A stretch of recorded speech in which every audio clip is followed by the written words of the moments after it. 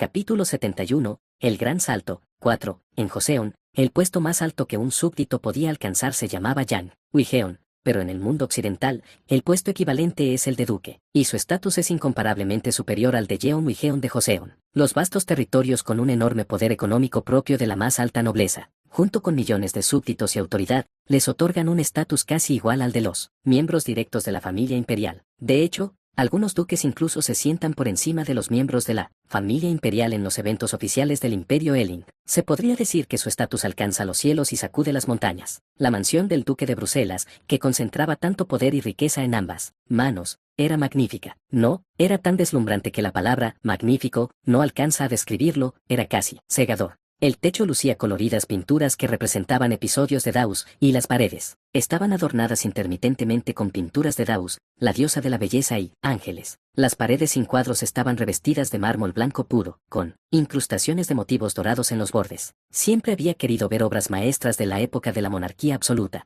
como el Palacio de Versalles, pero pensar que cumpliría ese deseo tras reencarnar en Europa. Ella y Chris parecían compartir mis pensamientos, ya que ambos miraban a su alrededor con asombro y hablaban con voces llenas de admiración. ¡Guau! Esto es asombroso, maestro. Las pinturas del techo son preciosas, parecen personas de verdad. Jamás imaginé que pudiera existir una casa tan hermosa. Es como un palacio en el cielo. De hecho, las pinturas del techo son tan hermosas, como si estuvieras mirando a personas vivas. Poco después, un hombre vestido con un traje formal negro de seda apareció ante nosotros, inclinó ligeramente la cabeza y me saludó. Soy el barón Paul von Brinchwitz, Lord Conde Creutel. Es un honor conocerle, personalmente. Aunque yo había conquistado tanto el condado de Nantes como el condado de Elsman, la función de recibir a los invitados suele ser desempeñada por el mayordomo principal de la familia ducal. Pensar que alguien de rango Verouniel vino solo para guiarme. El duque de Bruselas parece tenerme en muy alta estima. Respondí con el mayor respeto posible, ajustándome a su valoración. Soy Sylvain Creutel. Esta joven es ella, mi concubina, y a su lado está Chris, Belladora, mi secretaria.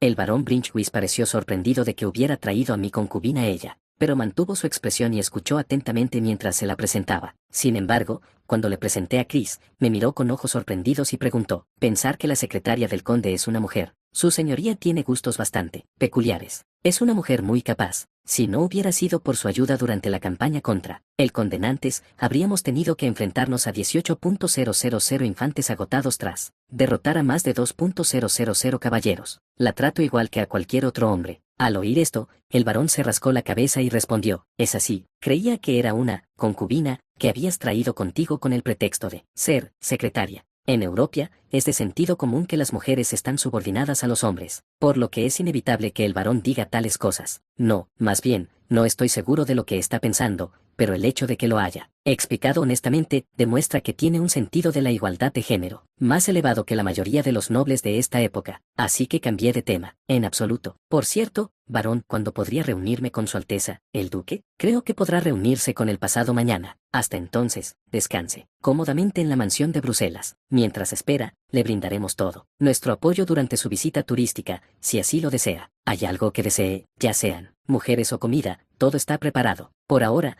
descansaré hoy y mañana exploraré los alrededores. Por favor, recomiéndenme muchos lugares interesantes. Al oír esto, el varón me miró con una sonrisa y dijo, ¿quieres que te envíe a una mujer para que te atienda? Aunque tal vez no se compare con ella. Eso no será necesario, varón. Agradezco el detalle. Últimamente no he podido hacer el amor mucho con ella. Aunque dije esto, lo que ese caballero realmente estaba diciendo era, ¿qué tal nuestra espía? Es guapa y tiene una figura estupenda. Aunque aceptara, el duque no se sentiría decepcionado con alguien que ya hubiera superado la prueba para convertirse en conde, pero sería una tontería que disminuiría mi valor en al menos un 5 a 10%. No soy Swain para caer en esas trampas. Entonces me tapé la boca para bostezar, luego agarré firmemente el hombro de ella, mientras comía pastel y tomaba té con Chris, y dije, varón, ella y yo compartiremos habitación, por supuesto. Al oír esto, el varón sonrió como si lo hubieran pillado y dijo, sí, por supuesto. Les proporcionaré la suite real que utilizan los familiares directos del duque cuando nos visitan. En cuanto al servicio, prefiero empleadas domésticas mayores. Gracias. Dicho esto, subí a la habitación donde estaba ella, y esa noche, con la intención de decirle, ni se te ocurra enviar a otra espía, pasé tiempo con ella hasta que casi se me rompe la cintura. Fue tan apasionado que incluso las criadas,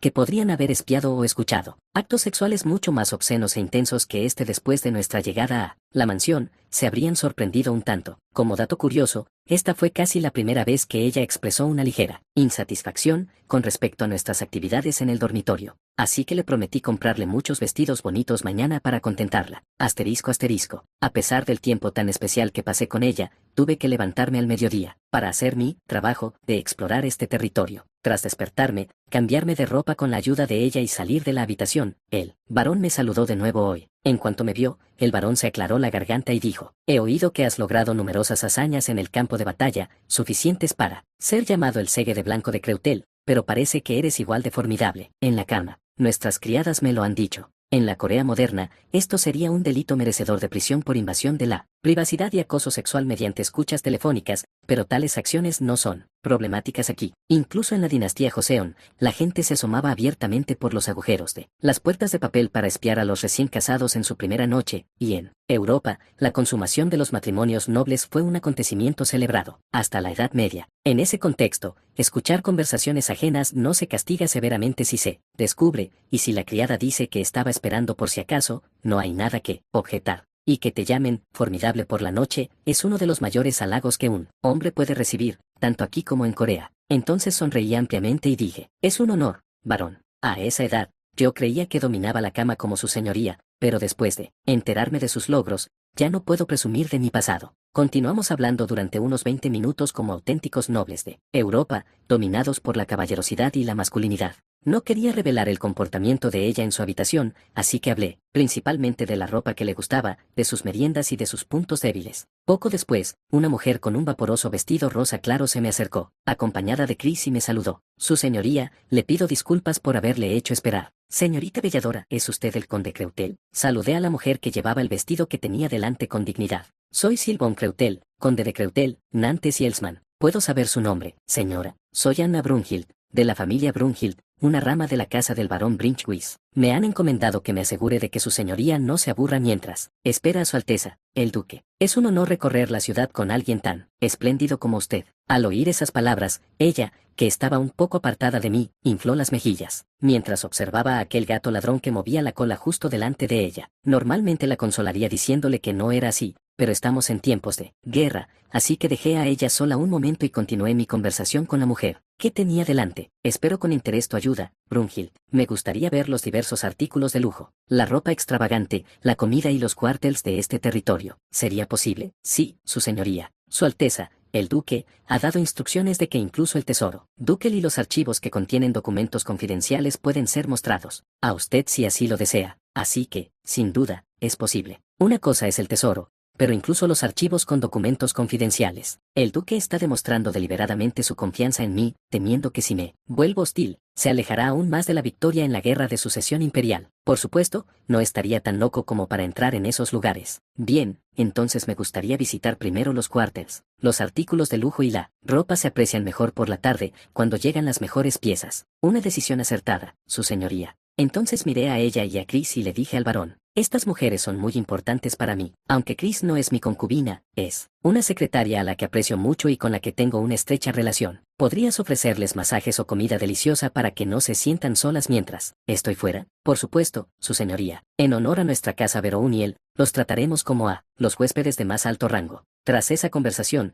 dejé a ella y a Chris en la mansión y me dirigí al cuartel. Asterisco asterisco. El cuartel del duque, situado en las afueras de Bruselas. Los cuartels duquels estaban rodeados por muros bajos pero muy anchos, y en su interior, los alojamientos de los soldados, los campos de entrenamiento y los arsenales estaban organizados de manera eficiente. Y poco después, de repente, una voz fuerte llegó a mis oídos. Malditos inútiles, son tan buenos bebiendo en tabernas y jugando con las mujeres. Pero ahora que es hora de llevar a sus novias, ¿tienen miedo? ¿Son hombres o ratones? Por favor, perdónanos. Cállense, tomen sus lanzas y conviértanse en soldados. Sirvan durante 10 años y recibirán una pensión para vivir de por vida, y además podrán casarse. ¿Acaso no? ¿Pueden soportarlo? Recluten, sargento, todos abajo. Lecciones. Ese método se parece al reclutamiento forzoso que yo uso para reclutar gente, solo que sin el secuestro. Pensaba que a nadie, salvo a un genio, le llevaría tiempo implementar un método tan adelantado a su tiempo, pero el duque lo ha adoptado. Para observar esta escena más de cerca, corrí hacia el campo de entrenamiento donde se entrenaban estos reclutas, sin importarme en absoluto mantener mi dignidad. Cuando llegué, Anna caminó lo más rápido posible detrás de mí, manteniendo la dignidad con su vestido. Sin esperar a Anna, agarré al hombre que llevaba la armadura más decente en el campo de entrenamiento y le entregué varias monedas de oro mientras le preguntaba, ¿puedo preguntarle algo? Su señoría, a pesar de las apariencias, soy el centurión aquí, así que no puedo ser tan fácil. No importa, solo tengo curiosidad por el método de reclutamiento de soldados. Sí, respondes, les proporcionaré cerveza y carne a tus 100 hombres. Por supuesto, también habrá favores personales. Al oír esto, el centurión sonrió y respondió, si eso es todo, puedo responder sin traicionar a su alteza, el duque. Primero, cuando llega la época de reclutamiento, les damos suficiente dinero a los jefes de escuadrón y los enviamos a las tabernas donde se reúnen los pobres. Luego, los jefes de escuadrón entran en esas tabernas y llaman a hombres pobres de entre 10 y 30 años. Ya veo, continúa. Lo importante es que, incluso al proporcionar bebidas a decenas o cientos de hombres, el dinero que gastan los jefes de escuadrón debe ser su salario semanal. De lo contrario, los reclutas podrían pensar después que no les pagarán tanto dinero, pero que trabajarán duro, y desertarán. En el pasado, cuando no seguíamos esta regla, hombres de entornos pobres desertaban y, simplemente aplico mis conocimientos históricos para adaptarlos a la situación.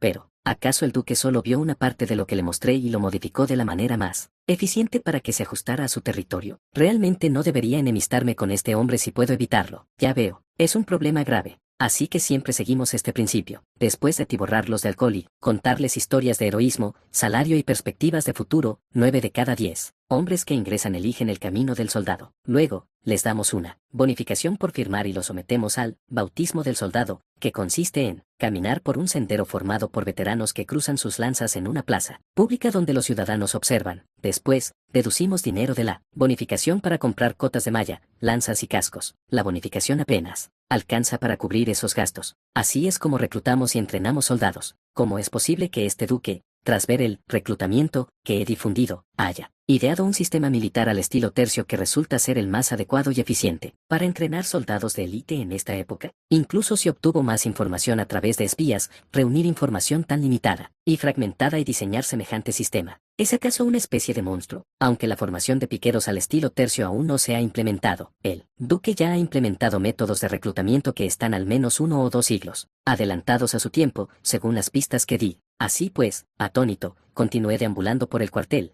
guiado por el centurión. Salarios de los soldados, alojamiento, ascensos, gestión de personal, equipamiento, sistemas de suministro, todo. Me costó más de 100 monedas de oro, pero considerando que descubrí la existencia de un oponente tan formidable, valió la pena. Después de escuchar todas las explicaciones y cuando estaba a punto de irse a comprar artículos de lujo, Anna me miró y dijo, el condecil von Creutel, Su Alteza el Duque, le espera en la parte más recóndita del cuartel. Pensar que lo había previsto y que estaba intentando negociar cuando me sorprendieron los barracones, como era de esperar de un duque experimentado que puede reírse de las provocaciones de Swain, traicionar a otros y sobrevivir, incluso ha logrado sorprenderme.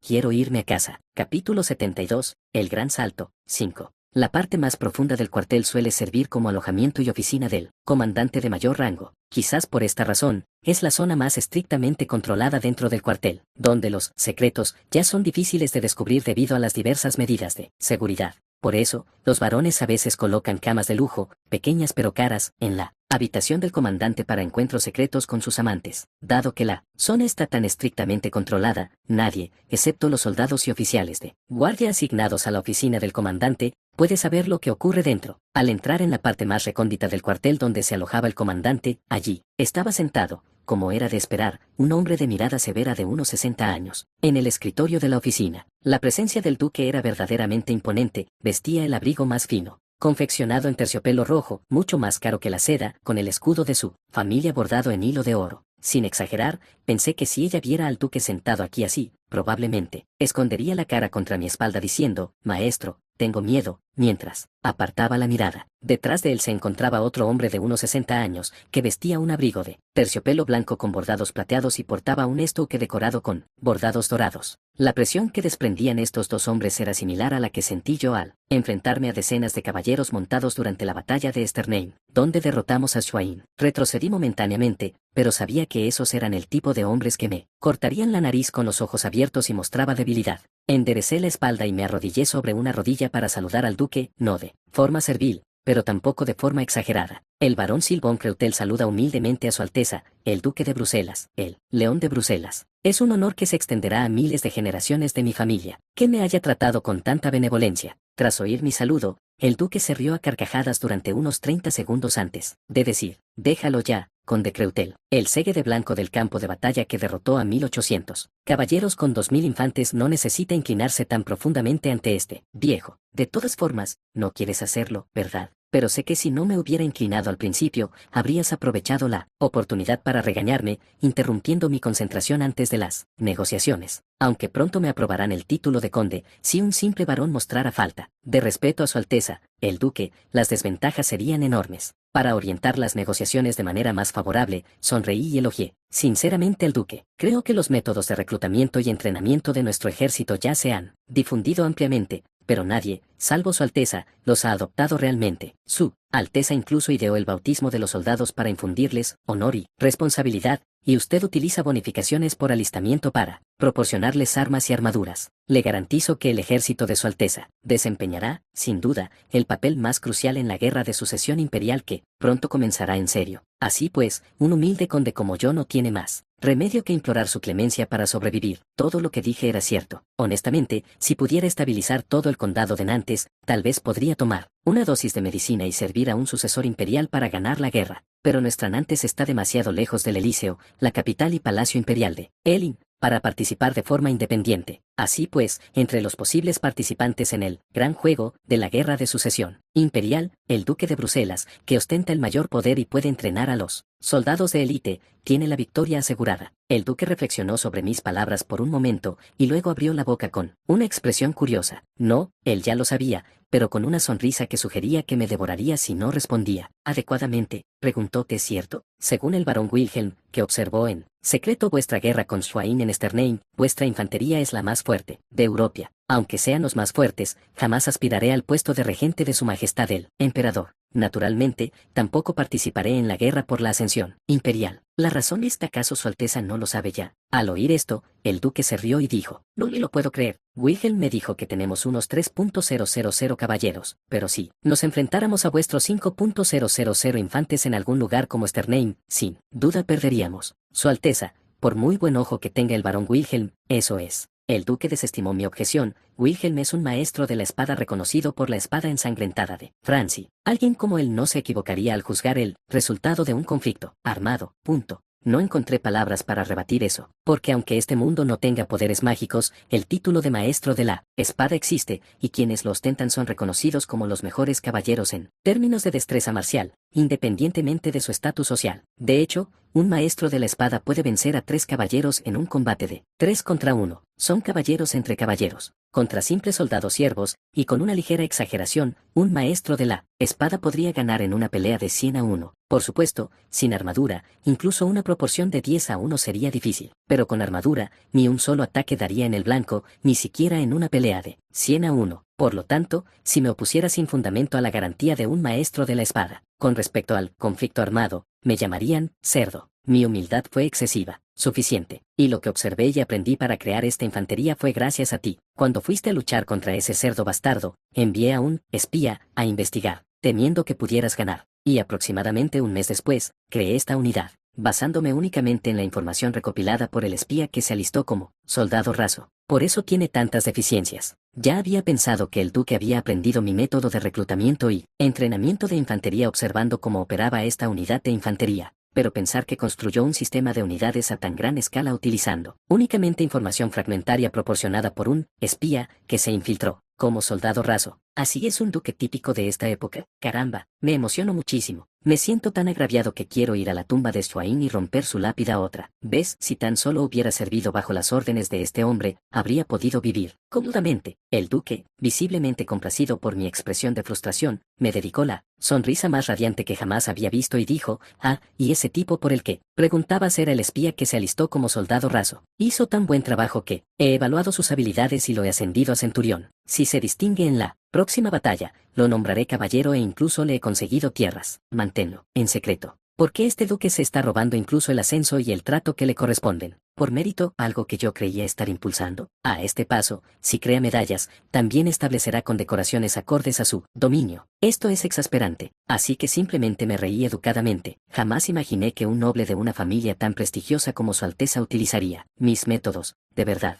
Si algo es bueno, hay que aprenderlo. Al principio, me molestaba bastante tener que aprender de un joven de apenas veintitantos años, pero cuanto más te observaba y analizaba, menos me incomodaba, ¿verdad, Jack? Al oír esto, el hombre que estaba detrás del duque sonrió y respondió, en efecto. Todavía recuerdo cuando Su Alteza se agarró la cabeza y exclamó, maldita sea, porque Dios me trajo a este mundo y luego me hizo nacer a este tal Creutel. Basta ya de esa historia, es un recuerdo vergonzoso. Jamás pensé que, con más de 60 años, diría semejantes cosas, y que precisamente tú las oirías. Bueno, Su Alteza y yo hemos hecho prácticamente todo juntos desde la infancia, excepto lo de dormir, aunque tuvimos nuestras primeras experiencias por separado. Conde Gante, por favor, cállate la boca. Si sigues así, te recortaré el sueldo. Los recortes salariales solo nos asustaban cuando éramos unos canallas. Ahora no, significan nada. De todas formas, no me habéis pagado un sueldo en 20 años. Normalmente, me habría reído y bajado la guardia al ver a altos nobles bromeando. De esta manera, es decir, resulta realmente gracioso ver a hombres de 60 y tantos años, mucho mayores que yo y de un rango mucho más alto como el duque y el conde, peleando, como si fueran estudiantes de secundaria de su edad.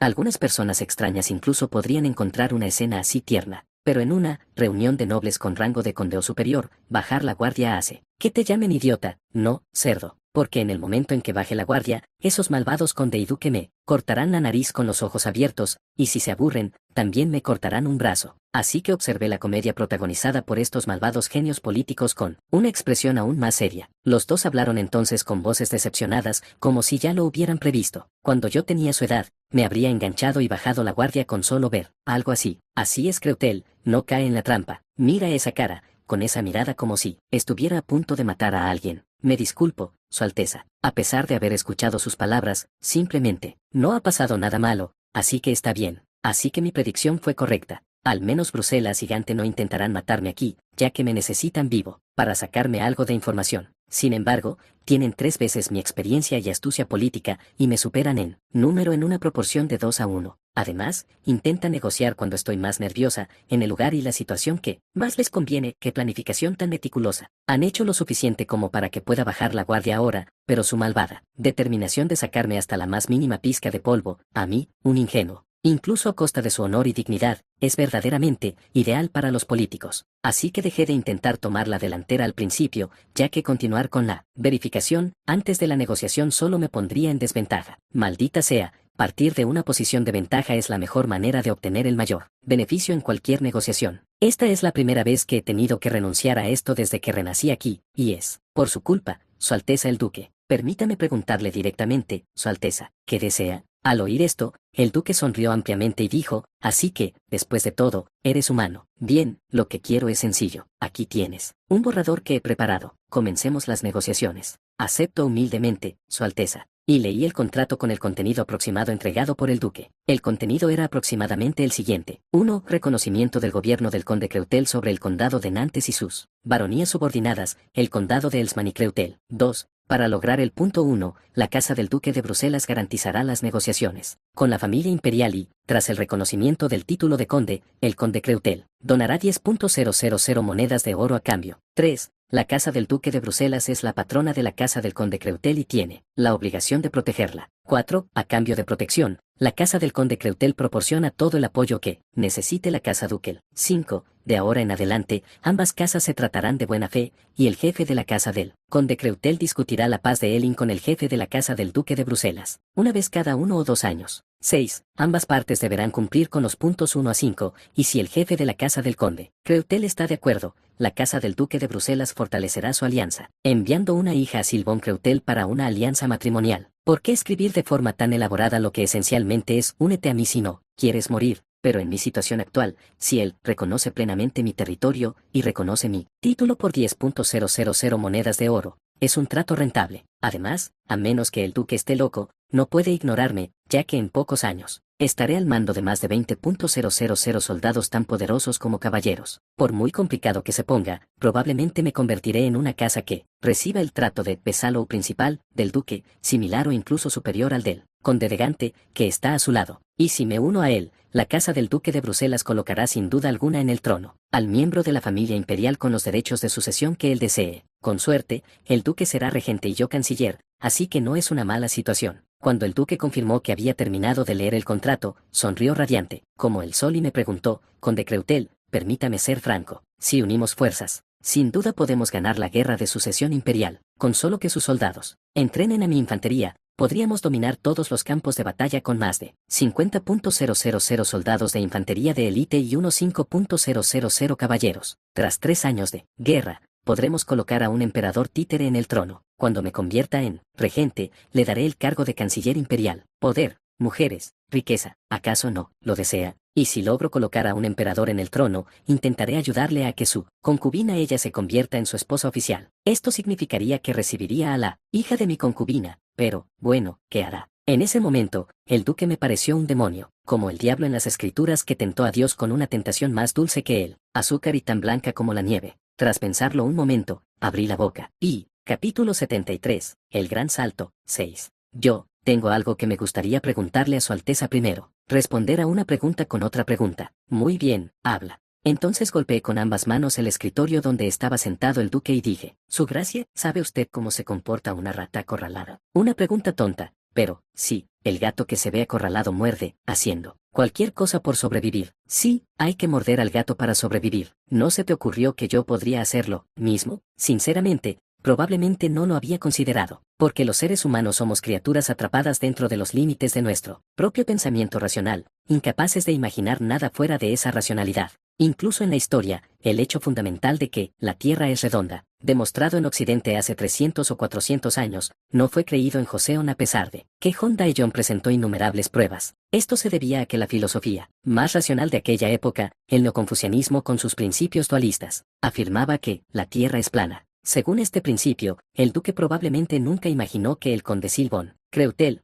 que acababa de conquistar su territorio y necesitaba unos años para estabilizarlo, abandonaría la estabilidad territorial y tomaría la descabellada decisión de atacar al duque, porque el Silbón Creutel que el duque había observado era alguien que, a pesar de ser casi 3 veces más joven, ya era tan racional o incluso más racional que aquellos, con mucha más experiencia que habían sobrevivido a situaciones caóticas. Y mi predicción pareció ser correcta, ya que el conde y el duque comenzaron a temblar visiblemente. No tengo la menor intención de ponerme al servicio de Su Alteza, porque si me dedico a alternar entre ser un señor independiente y su vasallo, aprovechándome de la situación, la casa de Creutel acabará convirtiéndose en su vasalla. Francamente, ¿qué le sirve ser canciller del imperio y oprimir a otros duques? Para entonces, sería como un león atrapado en una jaula, sin saber cuándo moriré si pierdo su favor. Para ellos, ahora soy un enemigo difícil, como un tigre, pero, curiosamente, se puede razonar con este tigre y seguramente concederá sus deseos si se le ofrecen suficientes beneficios. Así que el duque y el conde probablemente planearon reclutarme primero con beneficios y luego despertar la envidia de los demás nobles del ducado. Esos nobles restantes me controlarían, me envidiarían y conspirarían contra mí a escondidas. En ese proceso, existe una alta probabilidad de que ella o mi padre sean asesinados, por razones absurdas. Entonces, para sobrevivir, me degradaría hasta convertirme en un perro de caza leal, mostrando un comportamiento cada vez más competente y leal al duque, porque mientras el duque me favorezca,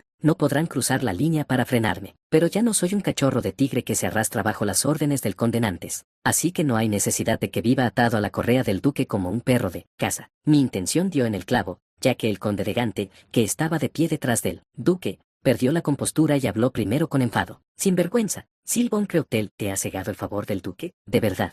¿Necesitas probar el hierro de la casa ducal para entrar en razón? ¿Acaso no entiendes que ejercitar tus habilidades bajo las órdenes del duque sería lo más beneficioso para tu casa? Su Alteza te prometió personalmente el puesto de canciller imperial y aún así hablas como un león enjaulado. Así que decidí provocar aún más al conde para realizar mi jugada de farol más contundente en el momento más oportuno. Con solo recitar mis pensamientos bastaría para perturbar al conde y al duque. Golpeando en lo más profundo de su ser, me incliné profundamente ante el conde Gante y el duque en señal de disculpa y, luego continué, por favor, perdóname. Sin embargo, tengo muchas preocupaciones. ¿Qué preocupaciones? Es probable que tus vasallos me tengan envidia, porque si yo estuviera en su lugar, querría deshacerme de alguien como yo, un conde insensato que invadió repentinamente el territorio y recibió la promesa de canciller imperial durante la guerra de sucesión imperial, pasando por alto al conde Gante. Algunos vasallos podrían disfrutar poniéndome en su sitio de esa manera, El conde de Gante y el duque apretaron los puños y temblaron al oír mis palabras, porque se dieron cuenta de que, independientemente de cómo respondieran, la iniciativa en la conversación pasaría a ser mía. Entonces abrí la boca para asestar un golpe más mientras ellos no podían continuar. Y conde,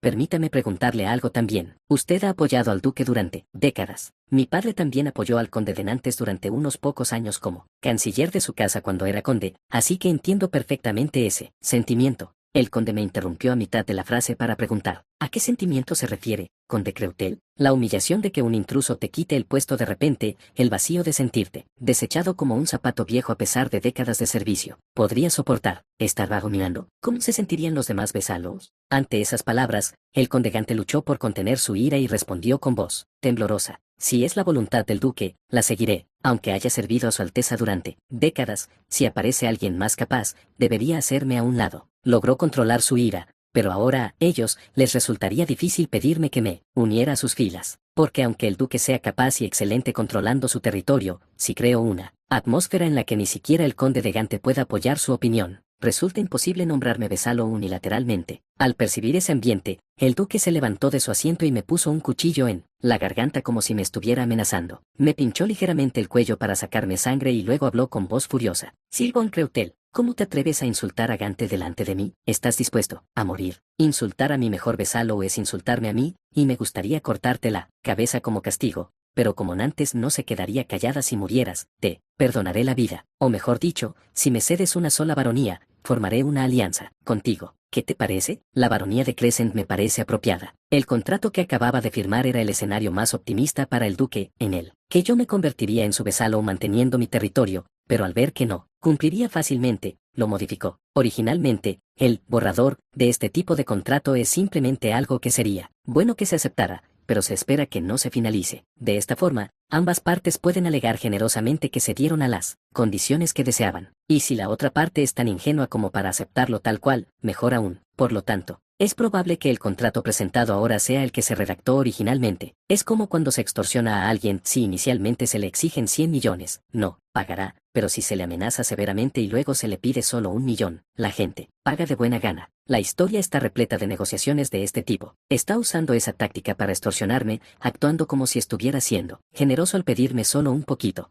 Ahora es el momento de poner en práctica la sabiduría que aprendí en Estados Unidos, disparar tiros de advertencia a los extorsionadores para que huyan. Por supuesto, si eso no funciona, tendré que usar balas de verdad, pero esta gente es inteligente y no querrá que le disparen como a Swain, así que debería estar a salvo. Puse ambas manos sobre el escritorio del duque, me incliné hacia adelante para acercar mi rostro al suyo y dije con una sonrisa, Su Alteza, no quería usar esta tarjeta para mantener nuestra relación amistosa. ¿Qué método? Honestamente, quedarte con una sola baronía y conservar las demás sería la mejor opción para ti. Entonces, con la sonrisa más significativa y maliciosa que pude esbozar, le dije al duque, Su Gracia, ahora le enseñaré el verdadero significado del dicho de que una rata acorralada puede morder. Ante esas palabras, el duque y el conde tragaron saliva con dificultad y escucharon atentamente. Tengo 400.000 monedas de oro almacenadas en mi territorio. He ganado bastante dinero vendiendo azúcar, sal, grano, etc. Sin exagerar, si ella quisiera, podría empapelar su habitación con oro, y aún podría gestionar el territorio como lo hago ahora. Eso no puede ser.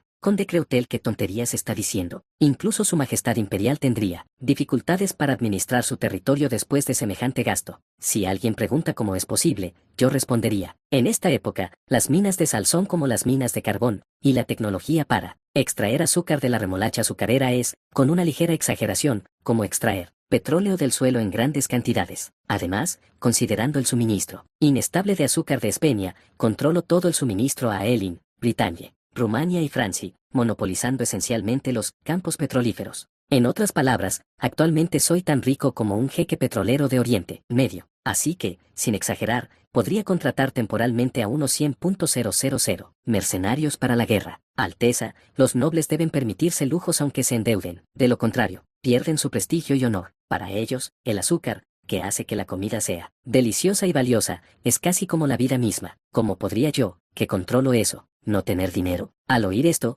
el duque y el conde comenzaron a mover los ojos de un lado a otro, probablemente pensando en la cantidad de azúcar que usaban en sus banquetes. He acumulado 400.000 monedas de oro de esta forma, así que, en lugar de renunciar a una baronía para el futuro, prefiero persuadir al conde de Romelia de Francia y al conde de Calais y al vizconde de Amiens de Elin para que ataquen a su Alteza. Tardaríamos aproximadamente un año, tiempo durante el cual podríamos entrenar a unos 40.000 hombres para que se unieran a ellos. De esa manera, tal vez, solo gane un condado, pero es mejor que empezar perdiendo una baronía. Al oír esto, el duque me miró con ojos desesperados y dijo, ¿eres siquiera humano? Por mi amada ella y por los nobles, caballeros, soldados y siervos que me respetan. Podría convertirme en un demonio o un ser maligno, y si de verdad lo desea, puede enviar espías para comprobar si realmente tengo 400.000 monedas de oro. Por consideración a su Alteza, perdonaré a todos los espías siempre y cuando no entren en la habitación de ella. Tras escuchar mi segura declaración, el conde y el duque me miraron con la mirada perdida, como si se dieran cuenta de que habían perdido. Ahora que he tomado la iniciativa por completo, debería establecer un tratado que ambos puedan aceptar y que me beneficie a mí. Así que sonreí e hice una propuesta realista que les resultaría beneficiosa en cierto modo, sin dejar de ser aceptable. Sin embargo, sería un derroche excesivo usar las 400.000 monedas de oro para el reclutamiento, y como no tengo ningún interés en cargos como el de canciller imperial o regente, no tengo planes de expandir mi territorio durante los próximos 3 años. Al oír mis palabras, el rostro del conde finalmente comenzó a relajarse. Por lo tanto, firmaré un tratado de no agresión y reducción de aranceles con su Alteza, y no interferiré en absoluto en su guerra de sucesión imperial. En cambio, bloquearé todas las ofensivas lumenes en su favor. Además, permaneceré únicamente en Puerto Azul, en la parte noroeste de la baronía de Creutel, durante el próximo año. ¿Qué le parece? Al oír esto, el duque sonrió amargamente, como si pensara que no era tan malo. Redactemos el contrato. Y permítame preguntarle una vez más, ¿no desea usted recibir a mi hija como parte de una alianza en igualdad de condiciones? Acaba de cumplir 20 años este año, así que creo que sería una buena pareja, aunque esa chica, ella, tendría que convertirse en concubina. Está bien. Pienso vivir así solo hasta este año o el próximo, y luego me casaré. Probablemente debería casarme con una mujer de Masburgo de Rumania. ¡Qué soso! Muy soso. Bueno, ya que has venido hasta aquí, te daré un vestido hecho por el maestro sastre exclusivo de la familia Duquel para ella, y ropa hecha por un maestro al servicio de familias Veroniels para esa mujer, Chris. Son regalos, así que, acéptalos. Acepto con mucho gusto, Su Alteza. Pero si rompes tu juramento y abandonas Blueport el año que viene, tendrás que pagar el precio correspondiente. Mi viaje a Puerto Azul se debe en parte a que quiero evitar involucrarme en vuestras tontas luchas, como la de la sucesión imperial, y a que bajéis la guardia. Pero en realidad, planeo crear productos especializados para sobrevalorar la Unión del Norte y establecer un puerto comercial representativo para Nantes. Si yo dijera esto, él no lo diría en voz alta, sino que pensaría, ese tal sí le está planeando otra invasión, así que mejor me callo. Acepto sinceramente la amabilidad de Su Alteza. He preparado un postre especial, llamado helado, que nuestra familia creó recientemente para que Su Alteza y yo lo disfrutemos hoy. Es frío como el hielo, pero más suave y dulce que la nieve, un sabor inolvidable. También le enseñaré a prepararlo para que pueda servirlo a sus nobles y mantener su dignidad. Al oír esto, el duque se burló y dijo, ¿solo un postre? Ja, intentando satisfacerme con un simple postre, eres bastante ingenuo en estos asuntos. Asterisco asterisco. Durante varios días, me alojé en la mansión del duque y disfruté de todos los servicios, excepto de los favores sexuales, con ella y Chris, para descansar. Quería regresar a Nantes inmediatamente después de terminar las negociaciones, para anunciar una estabilidad mínima y recompensas por el servicio, y luego, encerrarme en Puerto Azul. Pero eso se habría interpretado como una falta de confianza en el duque, una afrenta a mi honor, así que no tuve otra opción. Y para cuando me marché, había logrado popularizar el helado como una moda entre el duque y otros nobles. La estrategia de marketing consistió simplemente en vestir a ella con un bonito vestido y mostrarla disfrutando de un delicioso helado blanco. La imagen de una niña tan pura y adorable como ella saboreando un postre blanco se convirtió en la mejor publicidad encubierta. Como resultado, todos quisieron probar el helado, y yo lo repartí gratis. Entonces, todos se convirtieron en prisioneros del helado, y para ellos, antes de irme, anoté con mucho detalle cómo hacer helado y los ingredientes utilizados. Aunque consigan todos los demás ingredientes, el ingrediente mágico que permite crear hielo derritiéndose en agua durante el verano solo se puede comprar en nuestro territorio, por lo que se venderá como pan caliente, y este helado servirá gradualmente como piedra angular para difundir un lujo poco práctico, que debilite el poder de este ducado y de toda Europa. Sí, de ahora en adelante, todos ustedes son mi alimento. Capítulo 74, El Gran Salto, 7. La política de un jefe de aldea que gobierna una aldea, la de un alguacil que gobierna sobre 1.000 o 2.000 personas, la de un caballero con una gran propiedad y la de un varón que ha establecido una base de poder independiente requieren enfoques, ideales completamente diferentes. El jefe de la aldea es visto como una figura de hermano mayor que se relaciona con los soldinos, y por el simple hecho de tomar la iniciativa y dar ejemplo, se le considera el mejor.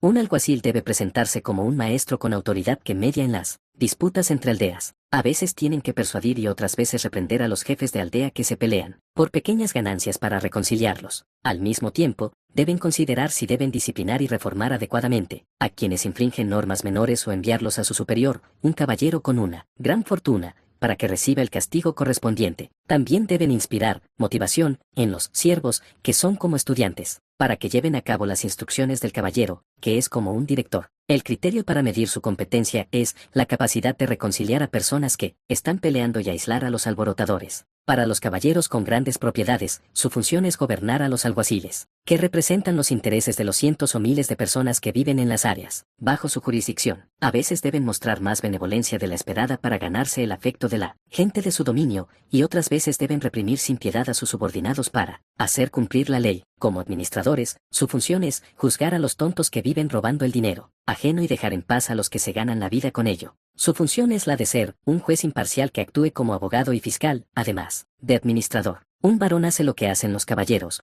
pero a una escala entre 5 y 10 veces mayor, y como políticos, tienen el deber de presentar el camino a seguir para los ciudadanos. Al convertirse en varón, uno debe considerar cómo y dónde deben defenderse los caballeros, cómo reunir soldados y cómo lograr que los numerosos nobles y ciudadanos del dominio vivan vidas más prósperas. No solo eso, sino que cuando el dominio se enfrenta a una crisis, a veces deben asumir toda la responsabilidad de ir a la guerra para protegerlo. También tienen el deber de controlar los derechos laborales definitivos de todos los funcionarios por encima del nivel de jefe de aldea y ubicarlos de acuerdo con su estatus, título, capacidad y edad. En nuestro país, se requiere que dichas personas desempeñen el papel de alcalde, con una gran autonomía. Finalmente, los condes hacen exactamente lo mismo que los varones, pero desempeñan dos funciones radicalmente diferentes. Una de ellas es la capacidad de tolerar la sospecha al confiar parte del territorio, demasiado extenso, a subordinados capaces. Incluso siendo varón, uno puede tener en sus manos todo el personal más importante,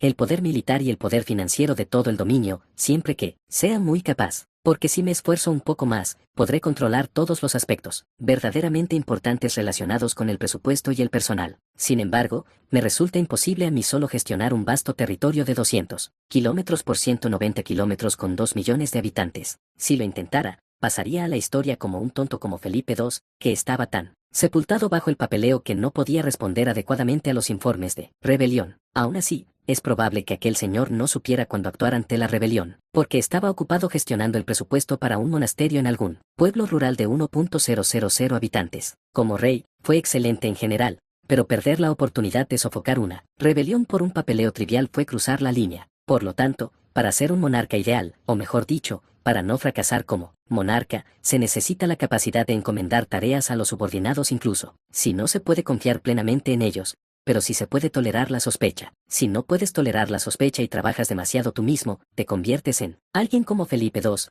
Si no toleras la sospecha y delegas el trabajo, te conviertes en alguien como el rey Seonjo durante la invasión japonesa de Corea. Se dice que el almirante Yi Sansin incluso se quitó la armadura y se suicidó por culpa de Seonjo. La segunda es la decisión de librar una guerra diplomática como un estado completamente independiente. Uno podría pensar qué tipo de guerra diplomática congelada podría librar alguien que en nuestro país solo tiene el rango de gobernador provincial. Pero para los nobles, de rango conde o superior en esta época, un estado era como un geroud que podía cambiarse si las cosas salían mal. En un contexto similar, durante las guerras intensas, los prisioneros de Francia menudo luchaban por el imperio Elin al día siguiente de rendirse. Por lo tanto, los nobles con rango de conde o superior deben tener el criterio necesario para adoptar una postura diplomáticamente independiente. Y hoy, llamé a mi padre a mi oficina para sentar las bases para el ejercicio de mi primera capacidad como conde, justo cuando terminaba de escribir las órdenes de ascenso de sargento a subteniente, y de ascensos superiores a capitán. Mi padre irrumpió por la puerta y preguntó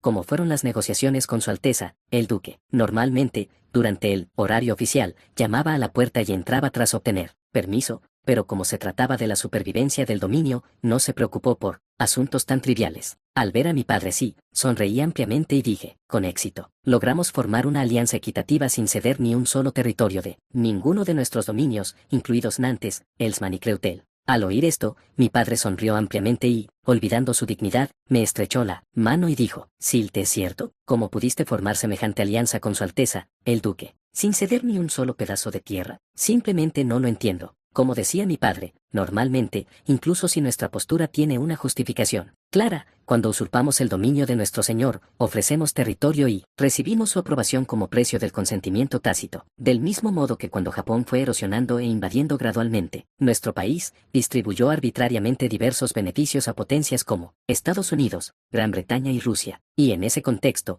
el duque exigió la baronía de Crescent en segundo lugar. Entonces puse una expresión de suficiencia y respondí, nuestra familia tiene bastante dinero, ¿no? Así que convencí al conde Calais de Francy, al conde Romelia de Elin y al vizconde Amiens con ese oro, y ellos declararon que llevarían a cabo un asedio. Entonces él cedió obedientemente. Aunque seas mi hijo, tienes agallas de sobra. ¿Cómo te atreves a amenazar así a su Alteza, al duque? Bueno, me ofreció a su hija en matrimonio y me pidió que lo visitara anualmente, para hablar sobre el futuro de Elin. Al oír esto, mi padre puso la misma expresión de estupefacción que yo tuve cuando escuché por primera vez este contrato del duque. En teoría, parece lo mejor casar a una princesa noble con un simple conde, pero si miramos más allá de las apariencias, ¿no es acaso un pretexto para convertir gradualmente a nuestra familia en sus vasallos? Algún conde débil podría haberse tentado, pero hacernos semejante propuesta, a nosotros, que ya hemos alcanzado el nivel de aspirar a la hegemonía en esta región. Eso no es cruzar la línea. Aún así, ofreció a su hija, dado que todo salió bien después de rechazarla, pensemos, que simplemente se trató de una petición excesiva. En fin, básicamente hemos declarado a toda Europa que somos lo suficientemente fuertes como para que su Alteza,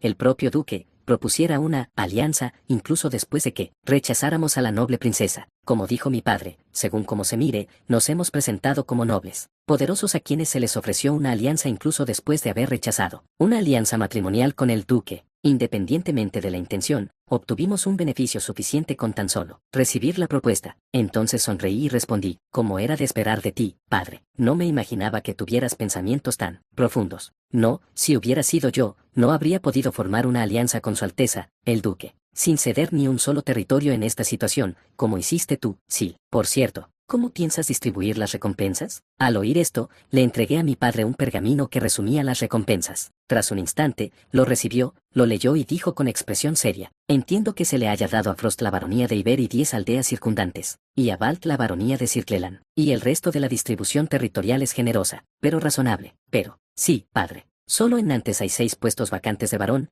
que son los señores y gobernantes de las baronías, porque planeo restablecer el título de cuasi barón establecido por su majestad, el emperador de Elin, hace 2 generaciones, y nombrar inspectores competentes de Creutel o Nantes para gobernar dichas baronías. Además, para utilizarlas como territorios directos, les otorgaré salarios generosos en lugar del derecho a percibir impuestos, como ingresos, y prohibiré la herencia de cargos. En otras palabras, sus descendientes podrán ostentar el título de cuasi barón, pero no podrán gobernar en nuestro nombre como tales. Esto provocará una inflación de títulos, pero uno de mis objetivos principales es mantener los títulos a la vez que bloqueo la herencia del poder. Y teniendo en cuenta la situación social general de esta época, incluso si un padre es un genio y le va bien como varón, impedir que un hijo insensato se convierta en varón ya supone un progreso tremendo. Si nos fijamos en la historia de Corea en el instituto, comparando Goryeo y Joseon, uno de los grandes logros de Joseon fue la abolición de la herencia del estatus aristocrático a través del eonseo, lo cual es prueba de ello. Tras reflexionar un rato, mi padre dijo, incluso cuando se estableció el título de cuasi varón, se estipuló que solo era posible la herencia del título, no la herencia de cargos como general o alcalde que la persona ostentaba,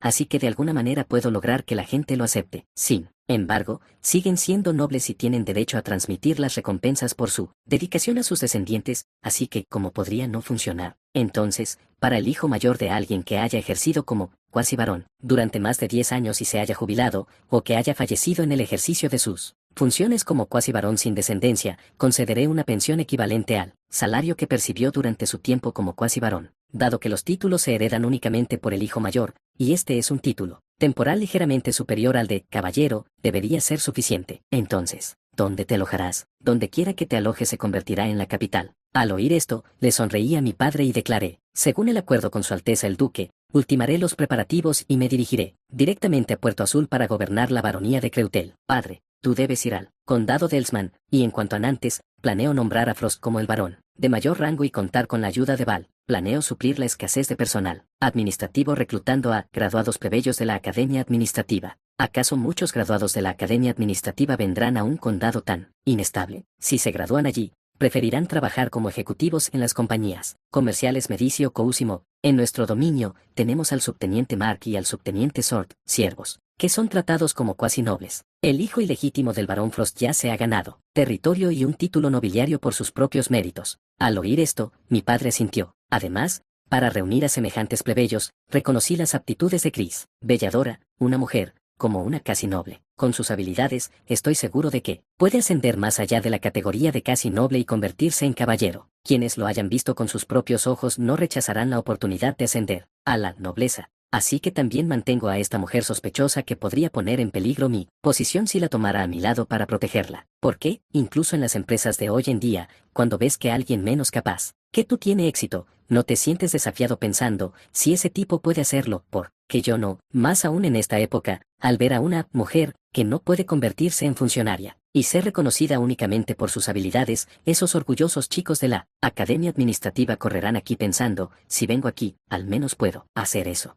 No se llama a esta situación Seonghong Goesi, como la anécdota de un sabio rey chino que nombró al aparentemente incompetente Wakoe primer ministro para conseguir generales y ministros dignos de asistir a un verdadero rey. Al oír esto, mi padre sonrió y dijo, esa chica, Chris, ya está casada. No, he oído que la has estado manteniendo cerca últimamente, así que para cuando supere todas las limitaciones de ser mujer y reciba el título de caballero, podría convertirse en tu concubina. Yo solo tengo una esposa, pero mi hijo tiene 2 concubinas antes incluso de casarse. Tu padre está decepcionado. Eso es una tontería, padre. Sinceramente, lo que le hice a Chris fue muy cruel. Hacer que alguien mate por primera vez ejecutando una decapitación con un hache sin filo, que incluso los verdugos se resisten a usar, y luego, porque ella lo deseaba, arrojarla entre hombres y protegerla lo suficiente para que no muriera. Y entre tanto, todo lo que dije fue, creo en tus capacidades, así que no te preocupes por el hecho de que seas mujer, y aguanta con maldad y terquedad. De ninguna manera esa chica querría ser mi concubina. ¿Y por qué va a Puerto Azul? Si bien es un punto estratégico para el comercio, no es un hogar para que un vizconde como yo gobierne o desarrolle como Nantes, Creutel o Elsman. Ante esto, sonreí y respondí, desarrollaré mi condado de Creutel de esta manera, Nantes como capital de la prosperidad y la tecnología, Creutel como la ciudad donde comienza el comercio, Elsman como la próspera fortaleza del sur, y Puerto Azul, la hegemonía del comercio del norte. Y le confié a mi padre todos los documentos que debían entregarse y los documentos que enumeraban los poderes que podían ejercerse, y luego me dirigí a Puerto Azul, con ella, Chris y el batallón de Frost, convertir el condado de Nantes en una superpotencia capaz de mantener un ejército permanente de más de 100.000 hombres al año, si las cosas van bien. Capítulo 75, Frontera de Blueport, 1. Al llegar a Puerto Azul, hice lo que había hecho antes, salir con el pretexto de una inspección civil para observar la vida de la gente común o los ciervos. La brisa marina me rozaba los oídos, las gaviotas volaban por encima buscando comida y las olas producían sonidos suaves pero impresionantes. Bajo el cielo azul claro, enormes barcos se alineaban en los muelles como pequeñas montañas, junto a un océano azul infinito. En el muelle vecino, numerosos marineros descargaban mercancías de sus barcos en carros y carruajes. Solo 4 horas más de trabajo y terminamos por este mes. Buen trabajo a todos. Capitán, ¿podemos jugar con mujeres después de eso? Me aseguraré de cobrarle al armador. Descarguen cuanto antes, marineros. Las mujeres que admiran su pasión y virilidad los esperan. Larga vida al capitán. Los comerciantes continuaron su guerra incruenta, persiguiendo sin piedad sus propios intereses. Señor, esta es una piel de primera calidad procedente de la Unión del Norte. ¿Cómo? Puede ofrecer solo 2 monedas de oro por pieza. ¿Estás pidiendo 3 monedas cada uno? ¿Qué tal 2 monedas y media de oro por pieza? A cambio, suministraremos pieles exclusivamente al grupo mercantil Al. ¿Aceptaría trigo o grano en su lugar? Al precio de mercado. Por supuesto. Mientras escuchaba su conversación, me acerqué a ellos como un ejecutivo en prácticas de un grupo comercial desconocido y les pregunté, ¿qué clase de trato acabas de cerrar? Uno de los comerciantes respondió con un dejo de condescendencia, no sé cuánto tiempo llevas aquí, pero claramente no sabes mucho. Es un trueque de cuero y comida. ¿El trueque? ¿Acaso no es un método primitivo de la prehistoria? La comida y el cuero se pudren o pierden su valor si nadie los compra. ¿De verdad es necesario pasar por todo esto? Eso puede ser cierto en otros lugares, pero aquí es diferente. Esos osos del Norte. Tienen escasez de comida, así que comprarán cualquier alimento que les vendamos. Y aunque lleva tiempo vender todo el cuero de la Unión del Norte, vender solo la mitad de lo que acabo de recibir me reportará una gran ganancia. Ya veo. ¿Puedo hacer una pregunta más? El comerciante hizo un gesto de desdén con la mano. Respondí a tu pregunta anterior porque yo también fui ignorante como tú, pero no. Siento la necesidad de responder más preguntas. El tiempo es oro, ¿y acaso no he perdido ya bastante contigo? Para obtener información más sincera de él, le entregué una bolsa de monedas de plata que llevaba en la cintura y le dije, señor, por favor, dedíqueme un poco más de su tiempo. El comerciante al que me dirigí como señor revisó el contenido de la bolsa, luego sonrió y dijo, muy bien, el trato ya está hecho, y no puedo irme hasta que terminen de descargar el cuero de ese barco, así que te dedicaré algo de tiempo. Gracias, señor. Continué mi conversación con el comerciante, quien seguía actuando como si me estuviera haciendo un favor al compartir lo que él consideraba información valiosa. Tenía que pagarle cada vez que dejaba de hablar, y al final gasté unas 3 monedas de oro para obtener información de él. Sin embargo,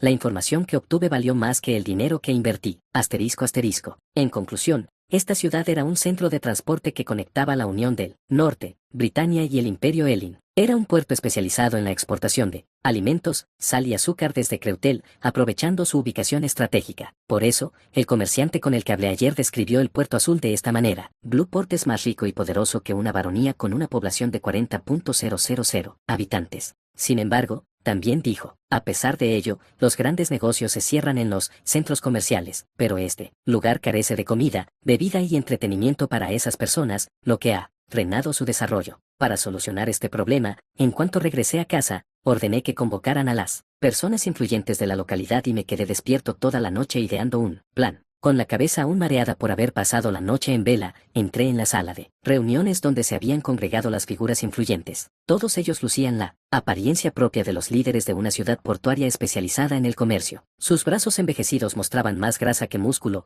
vestían ropas de seda negra que simbolizaban a los comerciantes, y cada mano estaba adornada con anillos incrustados de oro y diversas joyas. Al entrar, un anciano sentado más cerca de mi asiento me saludó en nombre de todos. Soy Goldenport, representante del Distrito 1 de Blueport. Es un honor conocer a su señoría, quien también es reconocido como comerciante. Gracias por responder a mi llamada. Acudiríamos corriendo cada vez que su señoría nos llamara. Dejemos de lado los halagos obvios. Sin embargo, como recompensa por haber venido tan pronto como los llamé, les he preparado un pequeño obsequio. Al oír esto, los líderes locales se sentaron con expresiones de desconcierto. Los observé con calma mientras saboreaba el té negro que me habían servido. Poco después, se abrió la puerta y entró un carrito lleno de aperitivos. La criada que empujaba el carrito colocó helado delante de todos, empezando por mí, y luego se marchó en silencio. Parecían desconcertados por aquel aperitivo desconocido y ni siquiera pensaron en coger las cucharas. Para dar ejemplo, primero cogí la cuchara y comí un poco de helado. Al verme comer, los líderes aparentemente concluyeron que no estaba envenenado y, con manos temblorosas, se llevaron cucharadas de helado a la boca. Entonces todos exclamaron al unísono. Pensar que existe un alimento tan dulce y delicioso, más dulce que el azúcar y más suave que la piel de una mujer. Y miren este color, más blanco que la leche o el suéter de lana más fino. He vivido 60 años.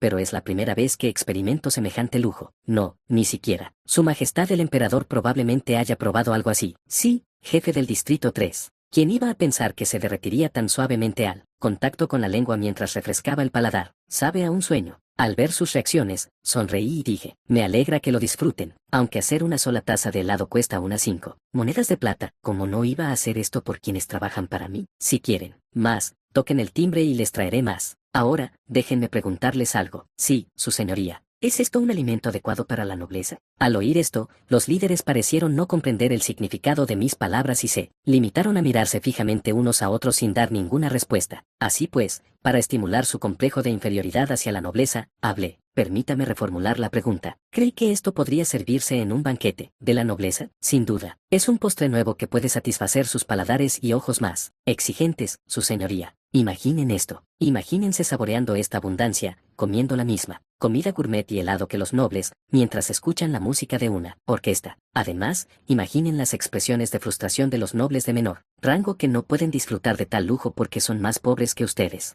Cuando terminé de hablar, los líderes locales comenzaron a sonreír tan ampliamente, que sus bocas casi les llegaban a las orejas, como soldados viendo a su grupo de ídolos favorito actuar en un evento militar. En su mente, ya se imaginaban disfrutando de un helado que incluso los nobles con títulos de Puerto Azul difícilmente podrían comer, mientras apreciaban la música y la cultura refinadas. Sin duda, se imaginaban a los nobles de menor rango que solían menospreciarlos por ser mercaderes, rechinando los dientes de frustración porque no podían entrar en un lugar así. Aplaudí y dije, seamos sinceros, si no quieres vivir con un complejo de inferioridad toda la vida, disfruta de una cultura refinada en un lugar donde puedas destacar abiertamente. Allí, gracias a esta oportunidad, podrás conocer a grandes mercaderes de la Unión, del Norte o de Britania, e incluso a nobles de alto rango a quienes resulta difícil, siquiera mirar en tus ciudades. Esta será tu oportunidad para cerrar negocios de mayor envergadura. Además, al relacionarte con nobles que viven en las altas esferas, quizás algún día adquieras el mismo refinamiento que ellos.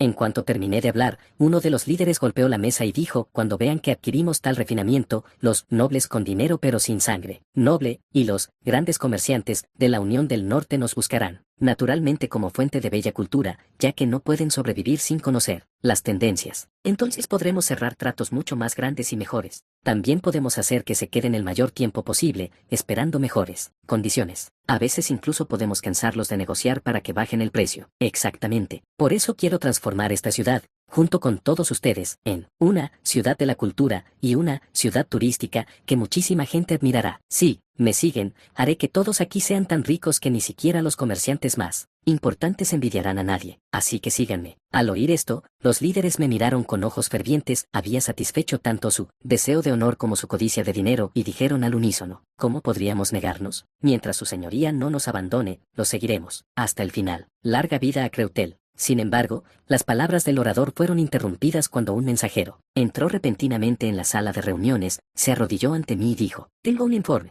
A unos 2 kilómetros de aquí, el mar se ha vuelto blanco de repente y los residentes están aterrorizados. ¿El mar se volvió blanco? ¿Qué demonios pudo haber causado eso? Con esos pensamientos en mente, escolté mi caballo lo más rápido posible hacia el lugar del problema. Capítulo 76, Frontera de Blueport, 2. La virtud más importante de un líder no es un carácter generoso, un semblante frío, una presencia paternal cálida y amable, o una inclusividad que extienda el amor a todos los ciudadanos comunes. Lo que estas personas realmente necesitan es la capacidad de resolver los problemas de sus sujetos y el criterio para identificar las causas de esos problemas. Las demás virtudes, por decirlo de forma un tanto dramática, son simplemente talentos que complementan la capacidad para resolver problemas. Porque un líder, al igual que un médico que comprende y trata la enfermedad de un paciente, primero debe resolver problemas para salvar a la gente, incluso si tiene una personalidad terrible o persigue a las mujeres. Por eso decidí tomar la iniciativa, como corresponde al gobernante de Puerto Azul, para demostrar mi capacidad de resolver sus problemas. Para resolver estos problemas, si bien mis conocimientos son importantes, las perspectivas de los ancianos de la zona que han vivido allí durante mucho tiempo son esenciales a la hora de tratar con entornos naturales. Así que, en cuanto llegué al muelle donde estaba amarrado el barco, subí a bordo con algunos pescadores y soldados ancianos,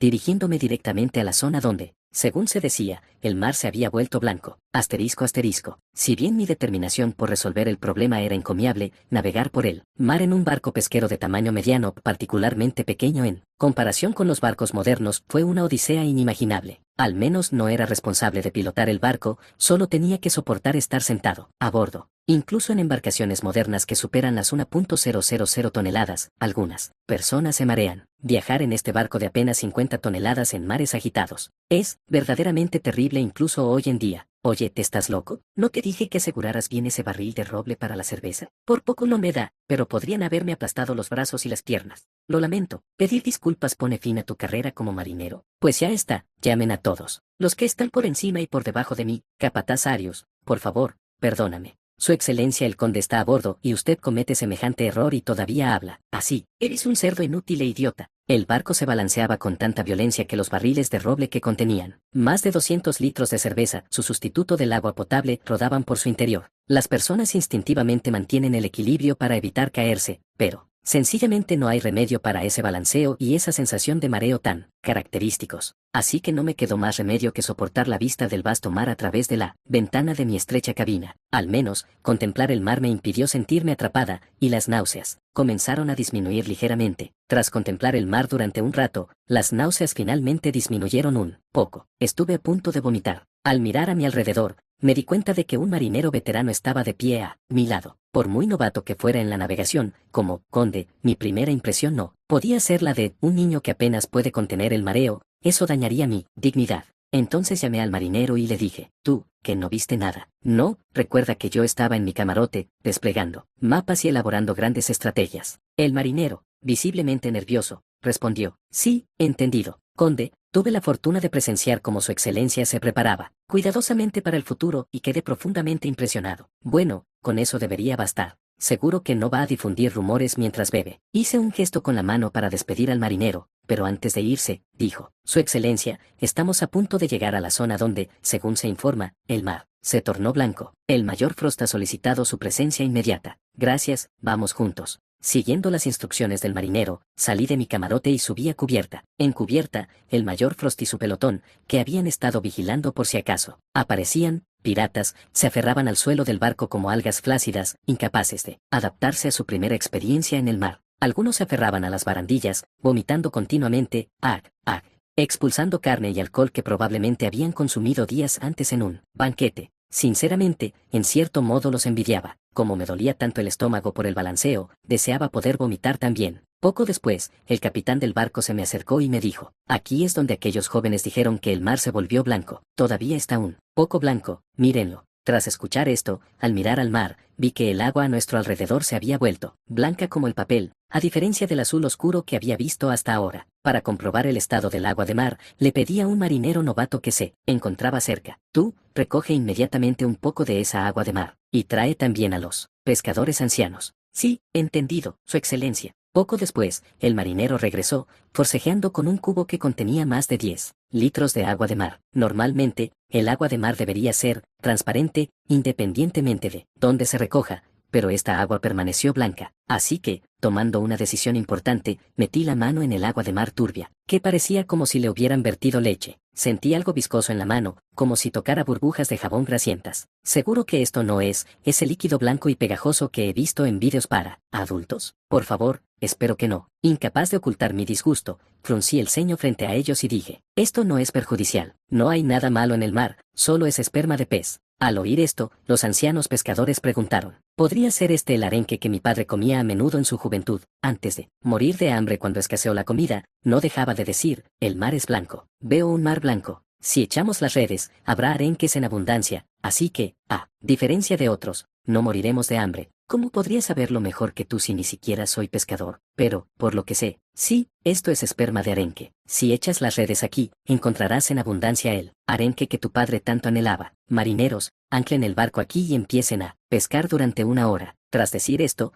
coloqué un sencillo reloj de sol que había preparado para tales ocasiones en un lugar donde recibiera buena luz solar. La sombra del reloj de sol muestra actualmente León, así que deberíamos quedarnos hasta que cambie a mono. Regresé a mi cabaña y comencé a escribir todo lo que recordaba sobre los métodos de preparación del arenque que se utilizaban en la gran ciudad de Ámsterdam, construida sobre espinas de arenque antes de ser arrasada. Estaba seguro de que solo había que quitar las vísceras del arenque y ponerlas en agua extremadamente salada para encurtirlas, ¿verdad? Pero, ¿cómo preparaban esa agua salada concentrada? Recuerdo que la hervían. Así pues, con la intención de solucionar esto poniendo a trabajar a artesanos, comencé a esbozar a grandes rasgos las herramientas necesarias para todo el proceso. Mientras yo dibujaba grandes ollas para hervir agua de mar, tablas de cortar, cuchillos y recipientes para el pescado, entró un soldado y dijo, Conde, el capitán del barco dice que, aunque aún no ha pasado la hora que usted indicó, las cestas de arenques ya están llenas. Le pregunta si le gustaría subir a ver. ¿Cómo debo responder? Subiré inmediatamente. Me dirigí directamente a la cubierta, donde se oían vítores ensordecedores. Mitad agua, mitad pez.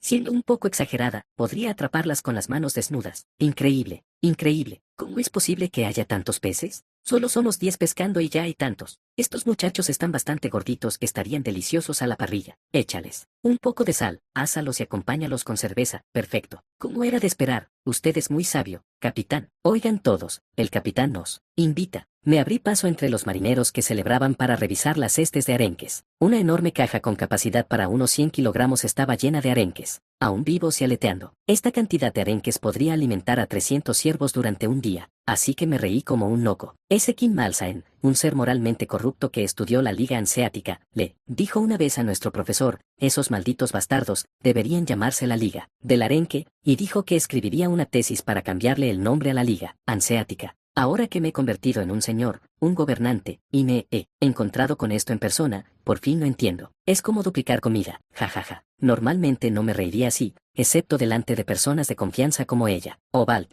pero ahora no pude evitarlo. Porque si encurto estos arenques y los suministro como arenques en conserva, con una ligera exageración, podría proporcionar una proteína deliciosa a los ciervos, incluso en rincones remotos de las montañas, en la cantidad que deseen. Si vendo esto, podré controlar tanto el sustento como el flujo de dinero hacia la Unión del Norte, que sufre escasez de alimentos, e incluso si el sistema de 4 campos falla por completo y se produce una pérdida de cosechas, podremos sobrevivir durante años sin muertes por hambruna. Y en la época anterior a la revolución industrial, especialmente antes del proceso de fijación de nitrógeno atmosférico de Fritz Haber, un señor, no cualquiera, que pudiera prevenir la hambruna era coronado rey incondicionalmente, como incluso lo demuestra la Biblia. No es por eso que en la Biblia, cuando Jesús realizó el milagro de los 5 panes y los 2 peces, duplicando la comida, los judíos gritaron, sigue a este hombre y no moriremos de hambre. Somos invencibles, como si estuvieran a punto de rebelarse contra el ejército romano. Esto es verdaderamente un golpe de suerte inesperado que supera toda imaginación. Para aprovechar al máximo esta fortuna sin perder un segundo, ordené a los marineros: todos regresen a Puerto Azul lo antes posible. Como recompensa, le daré al capitán 2 monedas de plata, 1,5 monedas a los oficiales, incluyendo al jefe de cubierta, y 1 moneda de plata a cada marinero. Además, ofreceré un modesto banquete. Al oír esto, los marineros se apresuraron a dar la vuelta al barco. Gracias a esto, probablemente tendré que pasar varias noches trabajando con Chris. Pero si controlamos adecuadamente el arenque, podremos dominar por completo la economía del norte, algo que ella seguramente agradecerá. Asterisco asterisco. En cuanto regresé del mar, repartí las recompensas prometidas a los marineros y ordené que se asegurara cualquier posada cercana para que les proporcionara alcohol y aperitivos de arenque. De este modo, los habitantes de esta ciudad comprenderán más profundamente que trabajar para su señor sin duda les reportará recompensas, porque otros señores ni siquiera ofrecían un banquete, y mucho menos recompensas por semejante trabajo. Un trabajador cualificado gana unas 5 monedas de cobre por un día de trabajo, así que, en el caso del trabajo forzado, ponían excusas y pagaban solo 3 o 4 monedas. Alguien como Swain sin duda diría: servirme es la gloria de vuestra familia por generaciones venideras. Estúpidos marineros, ¿acaso no es la mayor recompensa poder presumir de ello? Al día siguiente, ordené inmediatamente a los soldados que publicaran mi anuncio por toda la ciudad. Quien descubra la concentración adecuada de agua salada para encurtir arenques, o cree un cuchillo pequeño capaz de extraer las vísceras del arenque de un solo movimiento, recibirá 200 monedas de oro. Completar ambas tareas simultáneamente otorgará 500 monedas de oro. Condecil von Creutel. Los caballeros que vean esto seguramente armarán un escándalo. Están locos para ofrecer tanto dinero solo por un cuchillo y agua salada. Pero si se descubren correctamente estas dos cosas, esta ciudad podría ganar al menos 1.000.000 de monedas de oro al año. Por supuesto, eso no se debe solo a la venta de arenques, sino al efecto económico generado por las personas que viven de la venta de arenques. De una forma u otra, entre 100.000 y 200.000 monedas de oro deberían acabar en mis manos. Por lo tanto, debemos actuar con la mayor rapidez posible. Empecemos a duplicar dinero de forma comparable al azúcar. Capítulo 77, Frontera de Blueport, 3. Lo que había planeado originalmente era expandir el sistema de 4 campos, vender el excedente de alimentos y, a cambio, obtener productos especializados del norte para crear una ciudad que comerciara con los países y territorios circundantes. Sin embargo,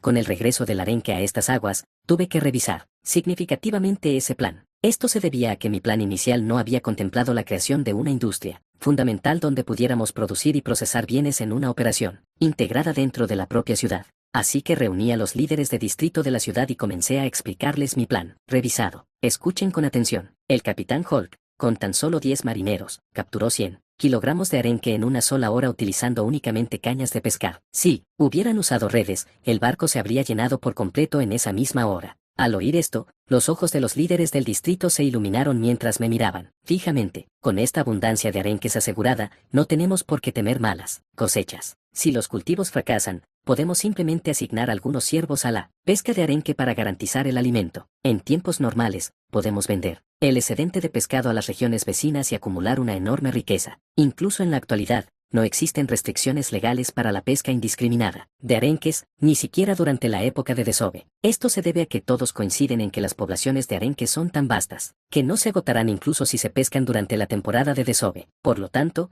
los arenques son tan numerosos que incluso si se pesca con barcos de pesca con redes, su población apenas se verá afectada. Y dado que el valor relativo de los alimentos es muchísimo mayor en comparación con los tiempos modernos, donde la carne y el pescado casi valen su peso en oro, el arenque se puede distribuir a la mitad del precio del trigo a pesar de ser una proteína animal, porque se pesca en grandes cantidades. Así, mientras que la mayor parte del comercio en esta época es limitado y solo satisface los deseos de la clase media y alta, este producto, si se conserva adecuadamente, puede extraer dinero de los bolsillos de los siervos, que constituyen la gran mayoría de la población, porque, por muy pobres que sean, si hay una fuente de proteínas disponible a un precio más barato que el trigo, comprarán todo lo que necesiten, o incluso más. Entonces les expliqué esto. El arenque, sin exagerar demasiado, se puede pescar simplemente lanzando redes, donde se congrega. Tiene buen sabor y sirve como un excelente sustituto de la carne, para los siervos. De hecho, si se pudiera distribuir, incluso podría reemplazar al trigo. En la dieta de los siervos pobres, podemos venderlo más barato que el trigo. Al oír esto, los líderes del distrito expresaron su asombro. ¿El pescado es más barato que el trigo? Señor mío, seguramente eso es.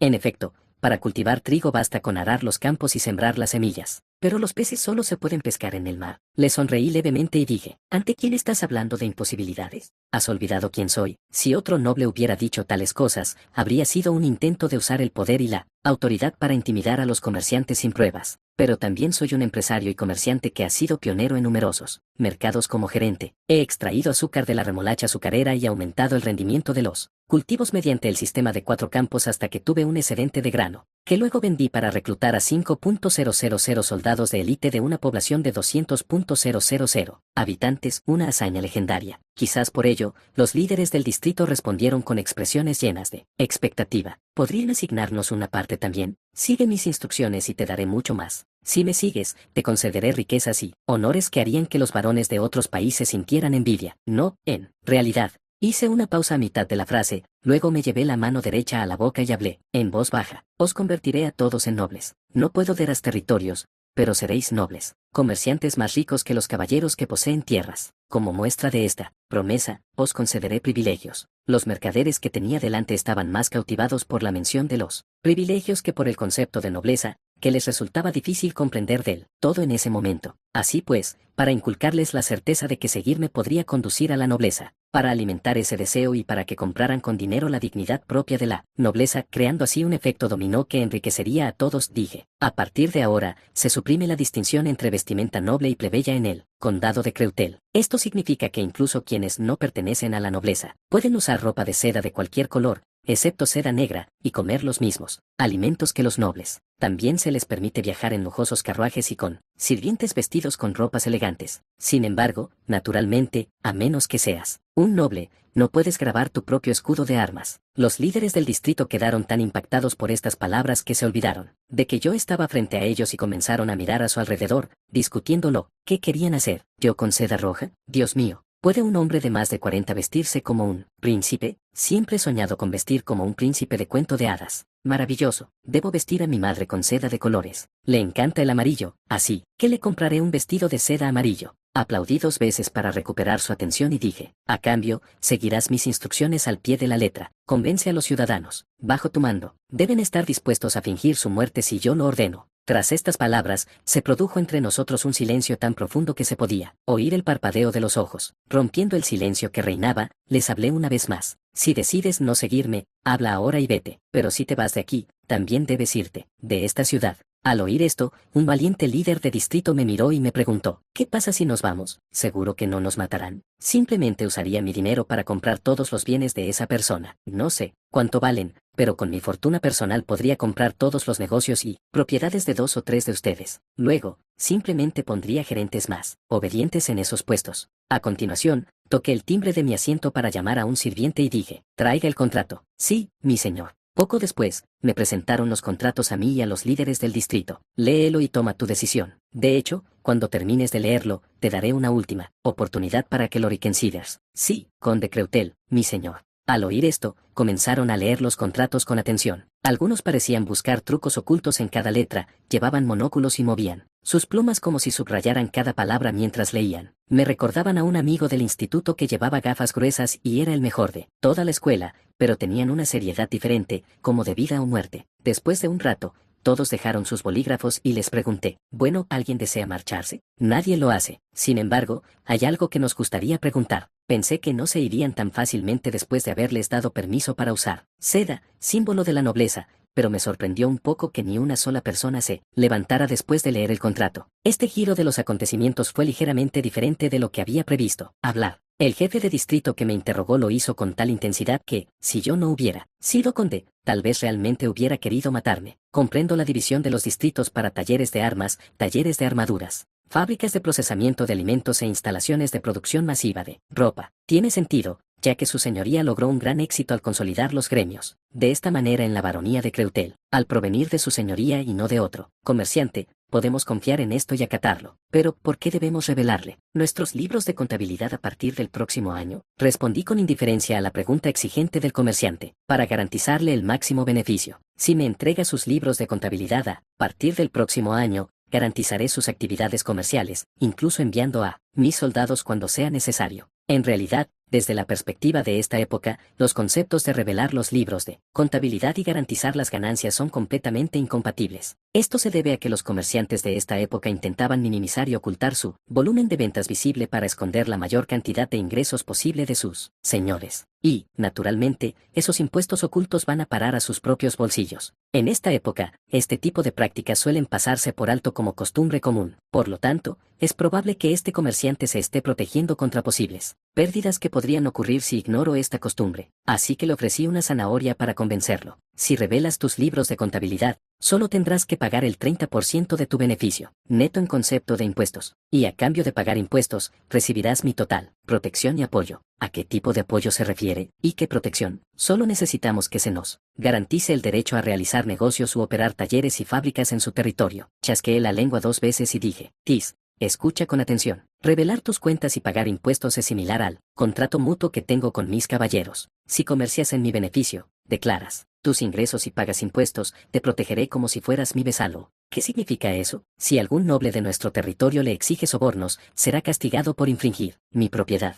Si un señor de otro territorio lo hostiga, le enviaré personalmente una carta de protesta. Si es necesario, incluso iré a la guerra. Lo que dije fue extremadamente radical para esta época. Esto se debe a que, por lo general, los señores solo piensan en recaudar impuestos de los comerciantes, no en desarrollar mercados para ellos, y si los comerciantes se enfrentan a desventajas, los señores los descartan inmediatamente si ya no les son útiles. Y, naturalmente, si parece probable que surjan conflictos con otros señores, tienden a suavizar las cosas y a zanjar los asuntos discretamente, sin dejar de recaudar impuestos y permitir el pago de sobornos. Incluso cuando hacía negocios con el Dux en Hamburgo, si no hubiera tratado directamente con él, habría tenido que repartir sobornos a personas influyentes, equivalentes a los derechos de aduana pagados al exportar azúcar. Quizás por eso, todos los líderes del distrito me miraron boquiabiertos. ¿Por qué tanta sorpresa? Soy diferente a los demás señores. Yo también he trabajado como comerciante, igual que usted. Por eso, comprendo sus dificultades mejor que otros señores. Y sea sincero, ¿cuánto dinero pierde aquí en sobornos o préstamos, que nunca se devuelven? Si obtiene 200 monedas de oro en ingresos, unas 80 se las llevan de esa manera, y paga unas 20 en impuestos con las ganancias restantes. No, es así. Impresionados por esta pregunta tan directa, ninguno de ellos pudo responder. A estos hombres silenciosos, extendí mi mano derecha como un demonio y dije, ¿por qué no unir fuerzas conmigo? Si colaboras conmigo, te daré acceso al vasto mercado del norte. Incluso compartiré contigo algunos productos cuya producción es muy económica,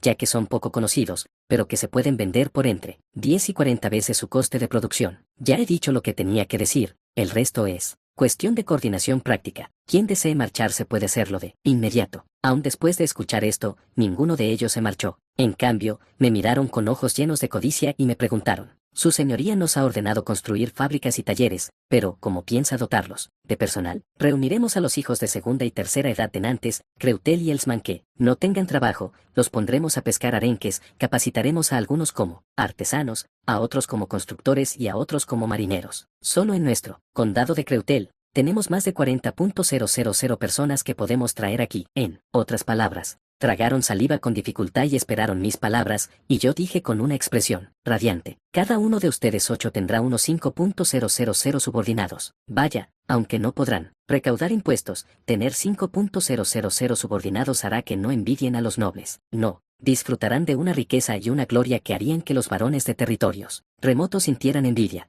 Finalmente, les dije, ya que has accedido a quedarte y cooperar conmigo hoy, he preparado un modesto banquete. Los platos que aquí se sirven serán los mismos que degustarán los nobles y los grandes mercaderes que visiten este lugar en el futuro, así que puedes esperarlo, con ilusión. No, disfrútalo a gusto hoy, probablemente te cansarás en unos meses. Después, disfrutamos tranquilamente de la exquisita gastronomía que yo les ofrecería en Puerto Azul, la ciudad del comercio y el turismo. El presupuesto por persona era de solo 2 monedas de oro, pero la comida que comían costaba al menos 20 monedas de oro, y estos platos sin duda cautivarían a numerosos nobles que buscan esplendor y novedad. Pronto, dejaría este territorio en manos de Frost, Chris y los funcionarios, y partiría con ella para encantar a los nobles de la Unión del Norte. Estoy seguro de que puedo seducir a estos paletos que no tienen nada más que nieve, con una variedad de platos espléndidos, una arquitectura magnífica y arte. Capítulo 78, se inicia el plan de desarrollo del centro comercial Blueport 1. Los habitantes de Europa definen la Unión del Norte de esta manera: una tierra inhóspita donde incluso el mar se congela debido al frío intenso que sopla del norte durante todo el año,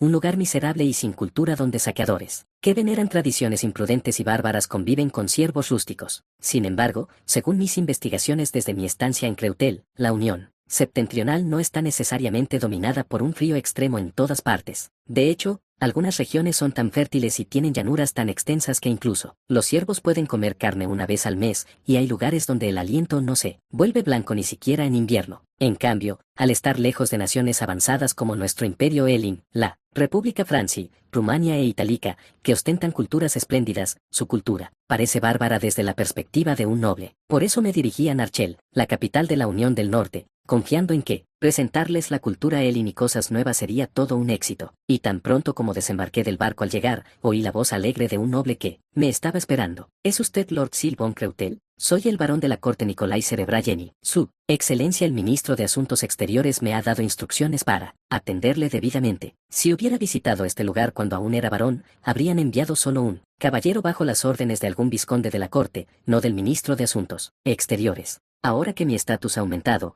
incluso en el extranjero viene un varón de la corte a atenderme. Es algo realmente extraordinario. Soy Silvon Creutel, el legítimo señor del condado de Creutel. Espero contar con su ayuda, varón. El honor es mío. Por favor, pase por aquí. Su Excelencia el ministro de Asuntos Exteriores le ha preparado alojamiento. Si desea algo, este señor dice lo que desees, pero estoy segura de que cualquier cosa que acepte requerirá más que un pago igual a cambio. Sería un tonto si cayera en esto, pero negarme por completo dañaría su honor. Así que, en realidad, vine con una chica llamada ella. Por favor, traigan algo de comida rica, que nos guste tanto a ella como a mí. Al oír esto, el varón mostró brevemente una expresión de disgusto, aparentemente preocupado por no poder cumplir las órdenes que debía haber recibido del ministro de Asuntos Exteriores. Le serviré borscht y sasik, ya que mencionaron que cenarán con una dama. Asaremos el sasik hasta que quede lo más tierno posible. Gracias, varón. Entonces, le entregué algo al varón y le susurré: varón, por favor, lea esta carta y entréguesela a la persona de alto rango en su facción. Estoy seguro de que encontrarán su contenido satisfactorio. Al oír esto, el varón exhaló con la suficiente fuerza como para hacer temblar su bigote, deliberadamente largo, y respondió: sería un honor para mí, mi señor. Muy bien, por favor,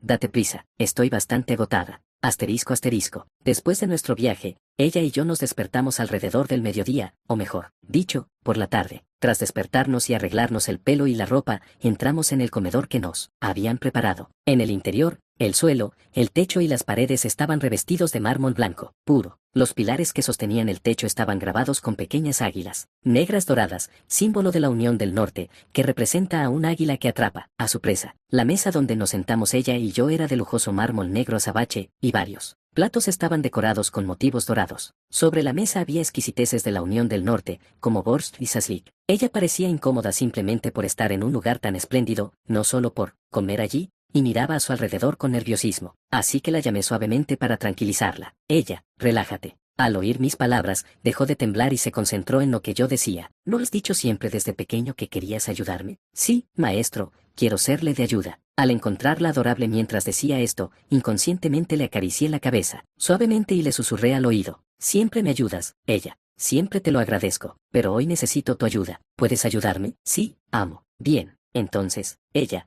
no te preocupes por la gente que nos rodea, simplemente, muéstrales cómo comes con dignidad, como cuando cenabas con tu padre, con solo hacer eso me sería de gran ayuda. Ante esas palabras, ella asintió con una amplia sonrisa y dijo, a cambio, ¿puedo esperar con ilusión esta noche? Esa expresión ligeramente sonriente me asustó un poco, pero para lograr mi objetivo, asentí y dije, por supuesto. Entonces di una palmada para dar la bienvenida al director de orquesta, a los músicos, y a los pintores que había traído conmigo. Los pintores dispusieron sus lienzos y diversos materiales de pintura a nuestro alrededor, mientras el director de orquesta indicaba dónde debía colocarse cada instrumento. Mientras el director de orquesta daba instrucciones, los trabajadores del sindicato Northern Union comenzaron a mover cuidadosamente los distintos instrumentos, como si manipularan objetos sagrados. Tras unos 30 minutos, comenzó una magnífica actuación con el delicado sonido de los violines. Ella y yo cenamos con más dignidad de lo habitual, acompañados de música. Nos servimos pequeñas porciones de borscht en nuestros cuencos individuales y cortamos los trozos que eran más grandes que nuestras bocas en pedazos más pequeños con los cuchillos que teníamos delante, abriendo ligeramente la boca para comer. Ella, que ya era mona de por sí, se veía adorable abriendo su boquita para comer el borscht,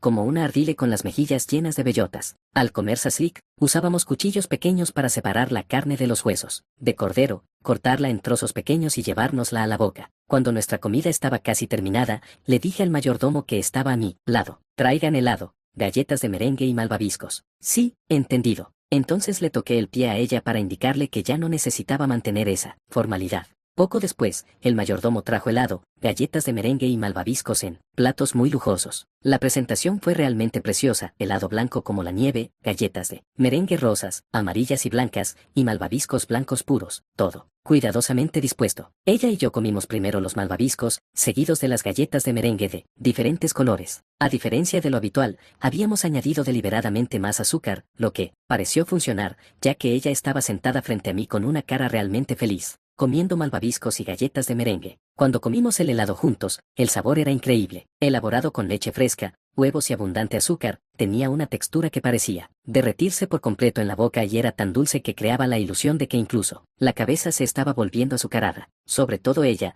a quien le encantaban los dulces desde pequeña. Sonrió con la misma intensidad que el sol, y las comisuras de sus labios vibraron de arriba a abajo. Los pintores movían sus lápices a una velocidad vertiginosa, intentando capturar la mayor parte posible de ese momento. Después de terminar de comer, acaricié la mejilla de ella y le dije, lo hiciste muy bien. Ella, eres la mejor. Ante esas palabras, sus mejillas se pusieron rojas como manzanas. Y para esperar a la visita que llega esta noche, me retiré a dormir aparte, asterisco asterisco, mientras yacía en la lujosa cama, mirando distraídamente al techo para pasar el tiempo. Escuché que alguien me llamaba desde fuera de la puerta. Señoría, Su Excelencia el Ministro de Asuntos Exteriores ha llegado. Pensaba que primero tendría conversaciones prácticas con altos funcionarios del Ministerio de Asuntos Exteriores, pero pensar que el propio Ministro de Asuntos Exteriores vendría tan pronto. Dile que entre. En cuanto dije eso, el ministro de Asuntos Exteriores abrió la puerta y entró. Sentí una sorpresa momentánea al ver a un hombre de unos 60 años con una larga barba parecida a la de Papá Noel, que vestía un abrigo de manga larga de piel negra. Sin embargo, oculté cuidadosamente esa emoción e incliné la cabeza, diciendo, Sil von Creutel, el legítimo conde de Nantes, saluda a su excelencia el ministro de Asuntos Exteriores del Águila que captura a su presa. Ante esas palabras,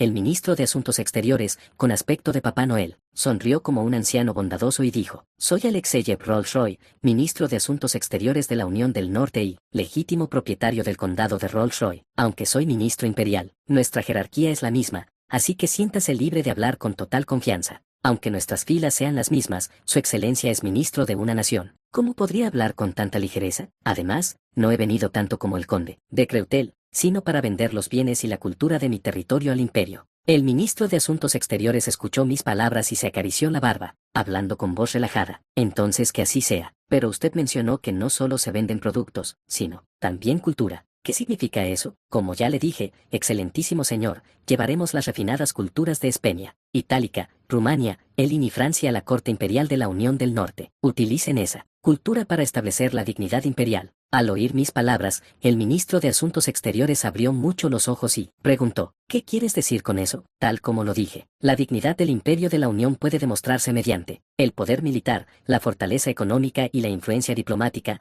pero la verdadera dignidad reside en lograr que la gente siga sus ideales con el corazón. El mejor método para ello es la cultura. En realidad, la cultura a veces ejerce un poder inimaginable. Un buen ejemplo, aunque no muy conocido, son las Filipinas. fueron colonia española durante cientos de años y fueron explotadas. Sin embargo, a diferencia de Corea, no albergan ningún resentimiento nacional hacia España. Incluso tienen una opinión lo suficientemente favorable de España como para erigir monumentos, uno al lado del otro, tanto a su luchador por la independencia Lapulapu como al líder de la invasión, Magallanes. Lo que hizo esto posible no fue que el dominio español fuera benevolente o que desarrollara la economía, sino simplemente que hizo que los filipinos adoptaran la cultura del catolicismo. Una cultura con tal poder sería una propuesta atractiva para un reino unificado, donde la autoridad imperial es débil debido a que está compuesto por diversas alianzas. Al oír mis palabras, el ministro de Asuntos Exteriores hizo una expresión que sugería que había comprendido en cierta medida y me preguntó, eso no suena del todo mal, pero es insuficiente. Nunca esperé que lo aceptara tan fácilmente con algo como, wow, cultura avanzada. Eso es genial. El simple hecho de haber despertado su interés, aunque sea mínimamente, ya es un logro tremendo. Para persuadirlo, abrí la boca y le propuse, nosotros cubriremos los gastos. Solo proporcionen el lugar, el personal de servicio, y los que sin aros. Yo personalmente les mostraré resultados que convencerán a su excelencia, no, a su majestad el emperador.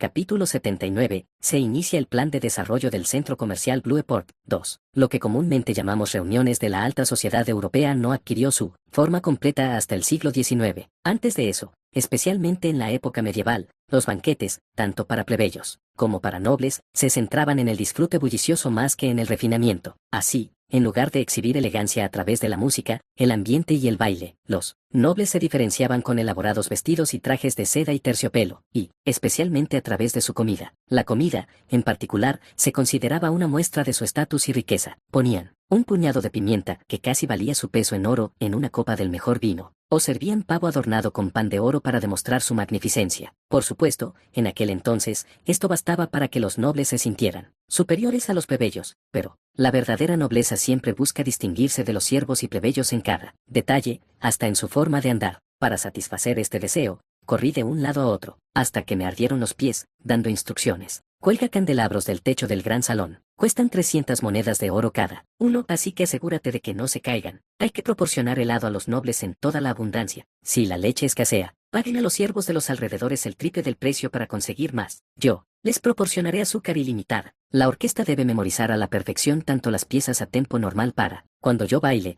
como las versiones más lentas para los nobles que no estén familiarizados con estas danzas. Si no hay errores, les recompensaré a cada uno con 2 monedas de oro. Aunque seáis sirvientes, estáis al servicio de nobles de alto rango. Comportaos con la dignidad que corresponde, en lugar de apresuraros como en banquetes anteriores. Moveos con lentitud y elegancia. Eso también les impresionará. No debe haber ni el más mínimo error en la preparación de todo el equipo y el escenario necesarios para la actuación. Vuestras vidas y vuestro orgullo dependen de esta actuación. Normalmente, una persona con rango de conde no debería tener que hacer tales cosas, ni debería hacerlo, pero este banquete se celebra en el Palacio del Reino Unido y, si todo sale según lo previsto, el propio rey asistirá, porque, aunque no soy un enviado diplomático oficial, desde la perspectiva del rey, que un conde con un poder considerable en el imperio venga a mostrarle personalmente algo nuevo despertaría naturalmente su curiosidad. Para garantizar el éxito de este banquete y demostrar un esfuerzo suficiente en caso de que el rey asista, me he involucrado personalmente, durante unos 3 días,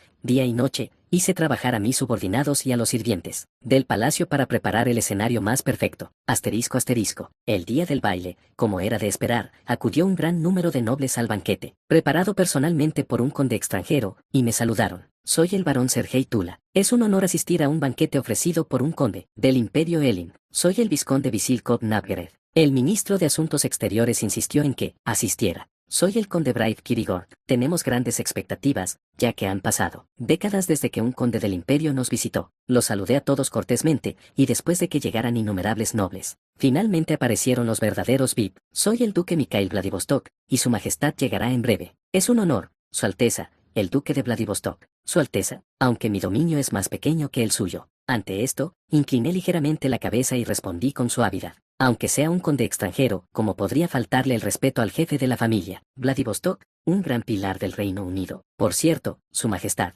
Poco después, al son de trompetas y tambores, una voz majestuosa anunció: Su Majestad el Rey Sergei Vladimir Vasiliev ha llegado. Muestren respeto. Aunque yo era extranjero, él seguía siendo el rey de una nación, así que me arrodillé, e incliné profundamente la cabeza, mostrando el mismo respeto que le mostraría al emperador de Elin. Tras mostrarle mi respeto durante varias decenas de segundos, el rey se detuvo ante mí y dijo: «Levántate, conde de Elin». Levanté la cabeza para mirar al rey. El rey, con su impresionante barba y cabello largos, vestía un atuendo formal al estilo de la Unión del Norte, con anchas mangas de seda. «Es un honor, Su Majestad. ¿Puedo esperar mucho del banquete de hoy?». El ministro de Asuntos Exteriores me dijo que lo esperara con ilusión. Di una palmada lo suficientemente fuerte como para que me oyeran los sirvientes que custodiaban las puertas y dije: «Majestad, este es el humilde banquete que he preparado. Disfrútelo». Tras esas palabras, las puertas del gran salón de banquete se abrieron con un crujido. Al abrirse las puertas, candelabros de oro y plata brillaron como estrellas desde el techo, mientras que elaborados cuadros, pilares y paredes recubiertos de oro resplandecían con elegancia y magnificencia. Sobre mesas de mármol se disponía una lujosa cubertería bañada en oro y plata, y en el asiento más interno se encontraba un trono para el rey. Poco después, la orquesta que había contratado comenzó a interpretar música elegante. Los nobles del norte no pudieron ocultar su asombro ante la escena, exclamando con voces llenas de emoción: «El gran salón de banquetes del palacio siempre fue tan espléndido. Es tan magnífico como el cielo descrito en las escrituras». Dirigiéndome a la multitud atónita, dije: «En breve, los acomodadores les indicarán sus respectivos asientos. Por favor, tomen asiento». Poco después, los mayordomos salieron para guiar a los numerosos nobles que asistían a este banquete. Los acomodadores que yo había capacitado guiaron respetuosamente a cada persona a los asientos apropiados para su estatus y rango. A continuación, serví los platos preparados en el orden correcto. Primero se sirvieron licores destilados para estimular el apetito, seguidos de tofu frito con salsa, y luego aperitivos de salmón a la parrilla, brochetas de cordero y quesos ricos, en ese orden. Sus reacciones superaron mis expectativas. Estos nuevos utensilios llamados tenedores y cuchillos son interesantes, mucho mejor que comer con cuchillos y brochetas rudimentarias. ¿Qué dices, varón? Beber antes de comer calienta el cuerpo justo lo necesario. No, este ambiente, a pesar de no estar comiendo comida especialmente lujosa, con esta música, parece que estuviéramos comiendo los platos más exquisitos, dignos de 20 monedas de oro. Esto es tofu, dices, hecho de legumbres. Tiene un sabor intenso como la carne, pero a la vez es un poco anuez y se deshace en la boca. A mi anciana madre le encantaría. Finalmente, serví el postre, el elemento con mayor valor potencial, y mirando hacia el rey, dije: «Además, en Creutel vendemos muchas más variedades de exquisitos manjares. Ahora, es el momento de disfrutar de los postres que coronarán su comida. Buen provecho». En cuanto terminé de hablar, se sirvieron postres idénticos a todos los nobles, incluido el rey: helado hecho con leche fresca, pudín, macarons, una porción de pastel de crema fresca y un cóctel sin alcohol de limón y melocotón. Todos estos manjares se servían en hermosos platos de cristal o porcelana, y los nobles los disfrutaban con avidez y sin dudarlo. Imposible. ¿Cómo puede algo ser tan frío y dulce? Y se derrite en la lengua con la suavidad de la piel de un bebé. El crujido en mi boca, junto con el sabor dulce y a nuez que se extendía. Nunca imaginé que pudiera ser tan delicioso. Se derrite como nieve tibia sin siquiera masticarla. El sabor ácido del limón combinado con la dulzura del melocotón es una obra de arte, como capturar todo el verano en una sola taza. Al cabo de un rato, el rey, que había permanecido en silencio durante toda la comida, habló con admiración. Servir todos los platos en el orden perfecto para disfrutar al máximo, y terminar con dulces placeres que llenan incluso el corazón. Nunca había probado una comida tan deliciosa. Al escuchar esas palabras, a pesar de que aún quedaban muchos fragmentos de la pelota, confiaba en su éxito, porque cuando el rey, que juzga con mayor severidad como representante de todos los nobles y es más reservado que nadie, lo reconoce, esto significa que, de ahora en adelante, los demás nobles intentarán recibir todo de forma favorable, aunque personalmente no les guste. Así que le agradecí sinceramente al rey del norte, diciéndole: «Gracias, pero aún quedan muchas partes que espero que también disfruten». Inmediatamente di una palmada, ordenando que se bajara la cortina de seda, instalada en el centro del salón de banquetes. Al descender el telón de seda, los actores, ataviados con los trajes de la obra, comenzaron a emerger de detrás de él. El actor que interpretaba al personaje de mayor rango, el mayor Frost, se adelantó. Hizo una profunda reverencia a todos los nobles y comenzó su presentación. «Me llamo William. La representación que presentaré hoy es la batalla de Esternein, protagonizada por el honorable soldado mayor Frost y el subteniente Mark, al mando de Lord Creutel. Comenzaremos de inmediato». En cuanto terminó de hablar, aparecieron los actores que se habían cambiado rápidamente de vestuario tras el telón. Los actores que interpretaban a Mark y Frost llevaban cascos con diferentes plumas, para que destacaran, y los demás actores también iban vestidos para resaltar los rasgos de sus personajes. Y así comenzó la obra. El tema de la obra era como Mark y Frost, con tan solo 5.000 infantes, mataron a 2.000 caballeros por Dios Daus, se ganaron mi reconocimiento y como un siervo se convirtió en un casi noble y un bastardo en un caballero. Elegí esta historia porque incluso en la literatura caballeresca, que se considera parte de la educación de la nobleza, hay relatos ocasionales de siervos que trabajan para señores honorables, ven reconocidas sus habilidades y reciben tierras. Poco después de que comenzara la obra, los sirvientes del palacio se movían, silenciosamente, rellenando las tazas de zumo. Los actores que interpretaban a Mark y Frost subieron al escenario y comenzaron la función. Mayor Frost, nuestros soldados tiemblan de miedo, y la moral de los caballeros, enemigos está por las nubes. Cálmate, Mark.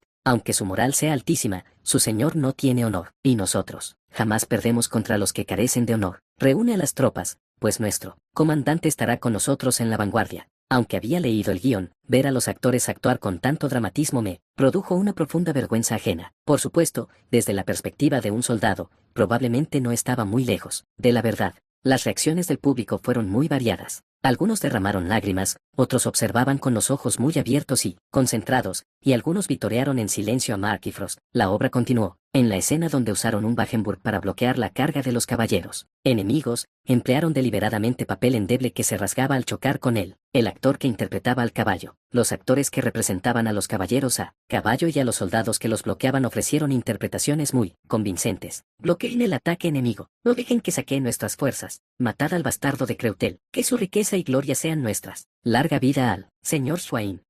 El actor que dijo esto realizó una acrobacia digna de Hollywood, saliendo disparado, muy lejos al ser golpeado por un caballo. Pronto la obra llegó a su clímax y, finalmente, el actor que me interpretaba apareció, sosteniendo la cabeza cortada de Swain y hablando con voz hueca. Con de Swain, terminar de forma tan inútil. ¡Qué lamentable y miserable! Juro por mi honor de caballero y noble que salvaré a tu familia. Tu deshonra no es culpa de tu familia. La obra concluyó con el actor que me interpretaba entregándole a Mark la daga que llevaba en la cintura y a Frost la espada que había estado usando. Al finalizar la obra y mientras los actores saludaban antes de salir, estallaron unos aplausos atronadores. ¡Bravo! Jamás imaginé que caballeros al servicio de un señor deshonroso pudieran perder contra soldados al servicio de un señor honorable. Increíble. Este Frost, aunque solo era capitán, ya mostraba las cualidades de un excelente caballero. Y el varón que reconoció ese talento es verdaderamente admirable. Agitar personalmente la bandera para luchar junto a sus soldados y decapitar al varón enemigo. ¡Qué honorable y valiente! Me alegró muchísimo que disfrutaran tanto de la historia sobre mí y mis subordinados,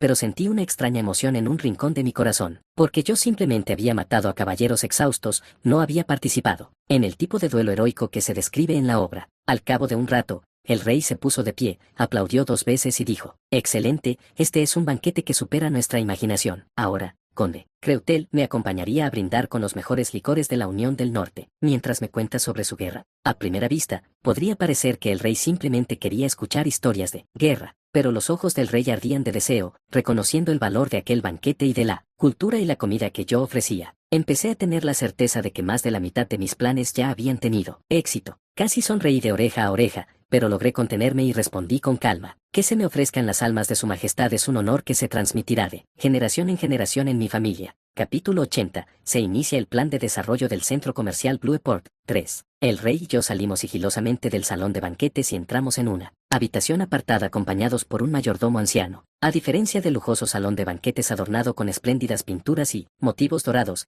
esta habitación solo contenía un escritorio negro de aspecto sobrio, sillas y una estantería con unos pocos libros. Tras asegurarse de que habíamos entrado, el mayordomo salió de la habitación en silencio. El rey me miró con una sonrisa y dijo: «Como monarca de la Unión, debo mantener una imagen pública magnífica y digna, pero prefiero que mi espacio de trabajo sea bastante modesto». ¿No está de acuerdo? Sí, sin duda. Si mi oficina fuera tan lujosa como todo lo demás, me quedaría ciego. Gracias por su comprensión. Otros ministros insisten en que, por la dignidad de su majestad, incluso el cargo debería estar dorado. Al oír esto, me imaginé mi oficina cubierta de oro o con elaborados murales. Una lámpara de araña en el techo y tal vez un retrato o una hermosa pintura en la pared serían aceptables, pero si mi escritorio estuviera grabado con elaborados motivos dorados y las paredes cubiertas de ilustraciones de los cuentos de Daus, me resultaría demasiado abrumador como para trabajar. Eso no parece correcto, Su Majestad. Ya me imaginaba que dirías eso. Sería tan cruel como decirles a las mujeres que usen sus vaporosos vestidos de gala y corsés para las actividades cotidianas.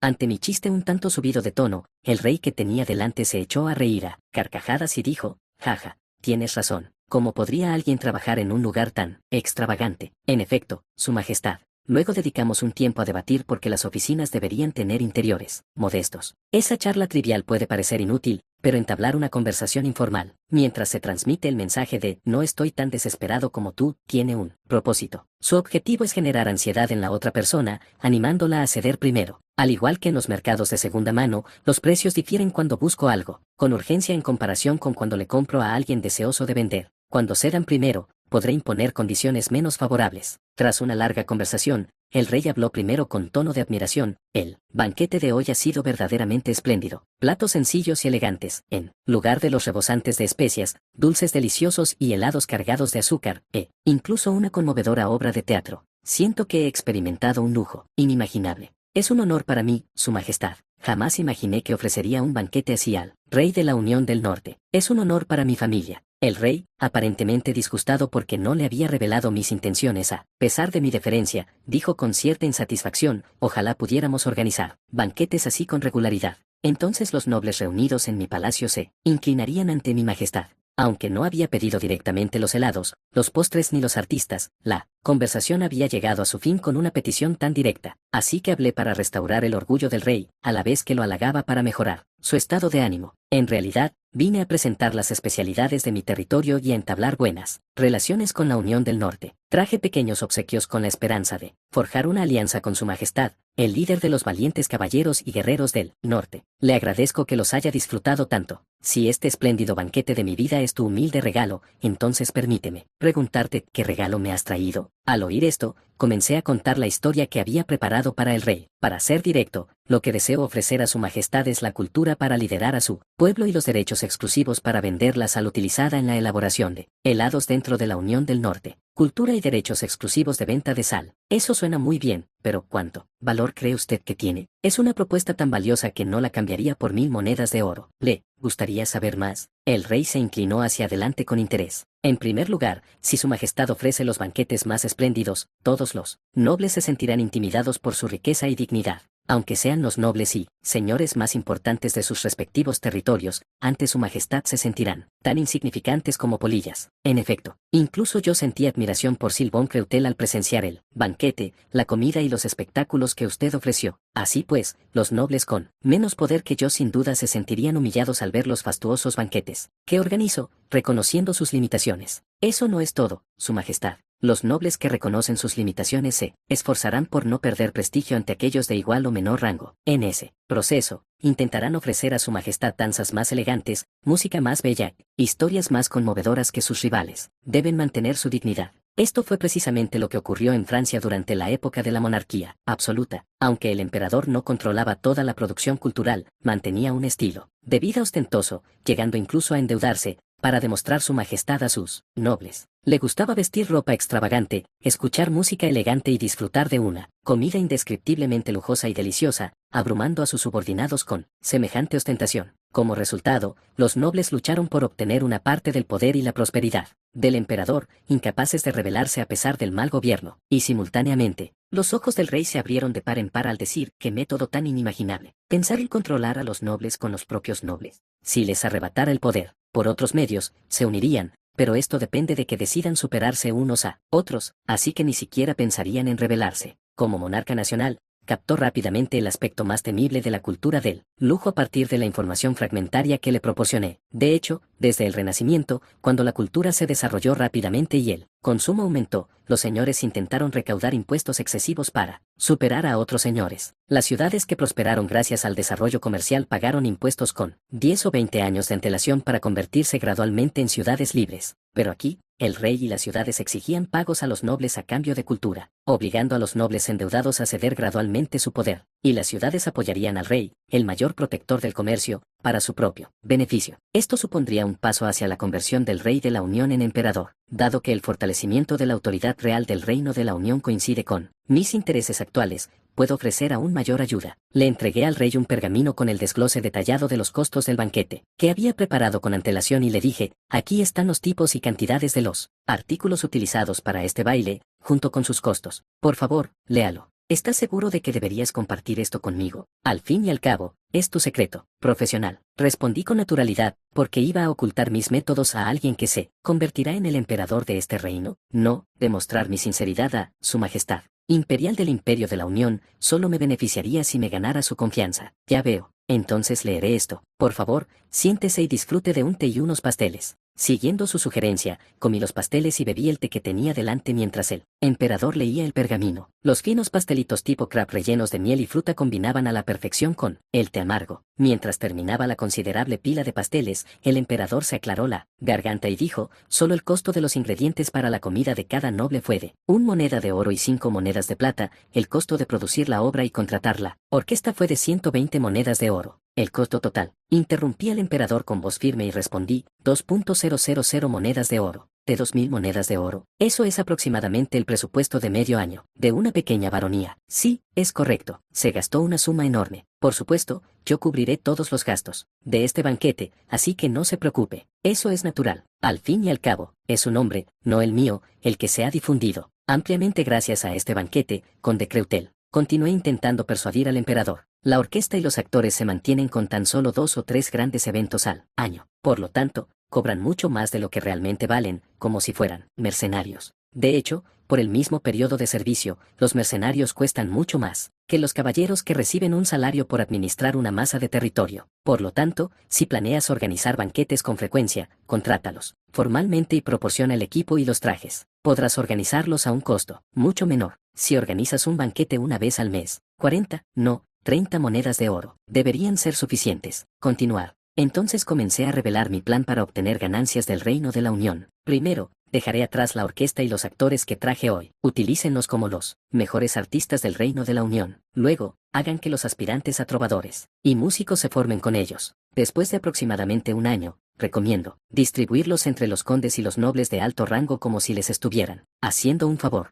Entonces debería despertar la envidia de los nobles de más alto rango durante un año, y luego vender la orquesta y los actores a un precio adecuado. Obtendría una ganancia enorme. Sí, exactamente. Los dejaré aquí gratis, pero Su Majestad podría ganar unas 6.000 monedas de oro solo con vender la orquesta y los actores. Al oír esto, los ojos del emperador brillaron mientras decía: qué delicia imaginara esos orgullosos nobles rogándome que acepte su dinero a cambio de orquestas y actores. Y esto es solo el principio. Una vez que se venden orquestas y actores, ahí se acaba todo. Pero, los ingredientes necesarios para cocinar se utilizan continuamente. Desde que empezamos a vender azúcar, ¿acaso Su Majestad y otros nobles no han estado comprando cantidades enormes? Entiendo que Su Majestad ha obtenido un beneficio considerable como intermediario. Desde que empezaste a vender azúcar, el ministro de Finanzas no ha parado de sonreír, diciendo que el volumen de comercio en la capital real aumentó 2 veces y los impuestos 3 veces. Gracias a eso, pude movilizar a muchos soldados durante la última expedición al oeste. A pesar de que el azúcar es tan adictivo como las drogas en esta época, con una ligera exageración, nunca imaginé que tendría el impacto suficiente como para aumentar los impuestos en un 30% a través del comercio indirecto. Por supuesto,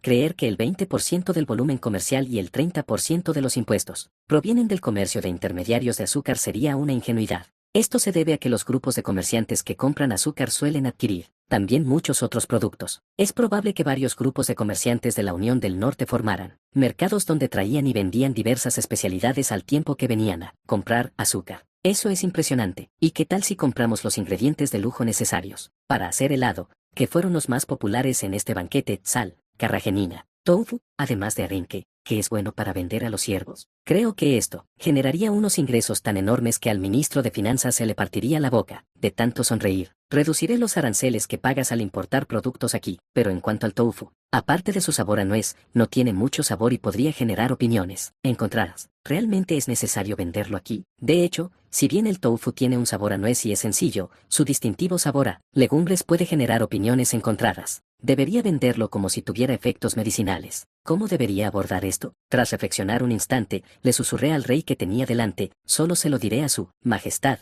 así que, por favor, escuche con atención. El tofu tiene efectos especiales. Por favor, escuche. Dime. Entonces añadí una mentira mientras hablaba con el rey que tenía delante. Cuando era muy joven, acogí a ella, y en aquel entonces tenía el pecho bastante pequeño. Sin embargo, después de comer platos que preparaba con tofu, creció hasta alcanzar su tamaño actual. Al oír esto, el rey preguntó con expresión seria, si eso es cierto, los nobles, obsesionados con el matrimonio, alimentarían a sus hijas con tofu a diario como si fuera una medicina para realzar su belleza. Como hombre, usted entiende que los senos más grandes son. Estoy de acuerdo, estoy totalmente de acuerdo. Esa es una respuesta digna de un conde con profundos conocimientos culturales. Por cierto, parece que aún no has mencionado algo importante. Incapaz de adivinar qué asunto importante quería tratar el rey, pregunté, casualmente, ¿a qué se refiere? Si esto fuera simplemente una transacción para obtener ganancias, yo no me habría arriesgado a abandonar mi territorio y entrar en un país potencialmente enemigo si fuera tú. Al fin y al cabo, podría matarte ahora mismo y aliarme con Masbur para derrotar a Nantes. Alguien tan inteligente como tú no correría semejante riesgo por solo unos miles de monedas de oro. Dime cuál es el verdadero problema, más allá de esto. Ante esto, saqué un mapa para responder con seriedad. Y,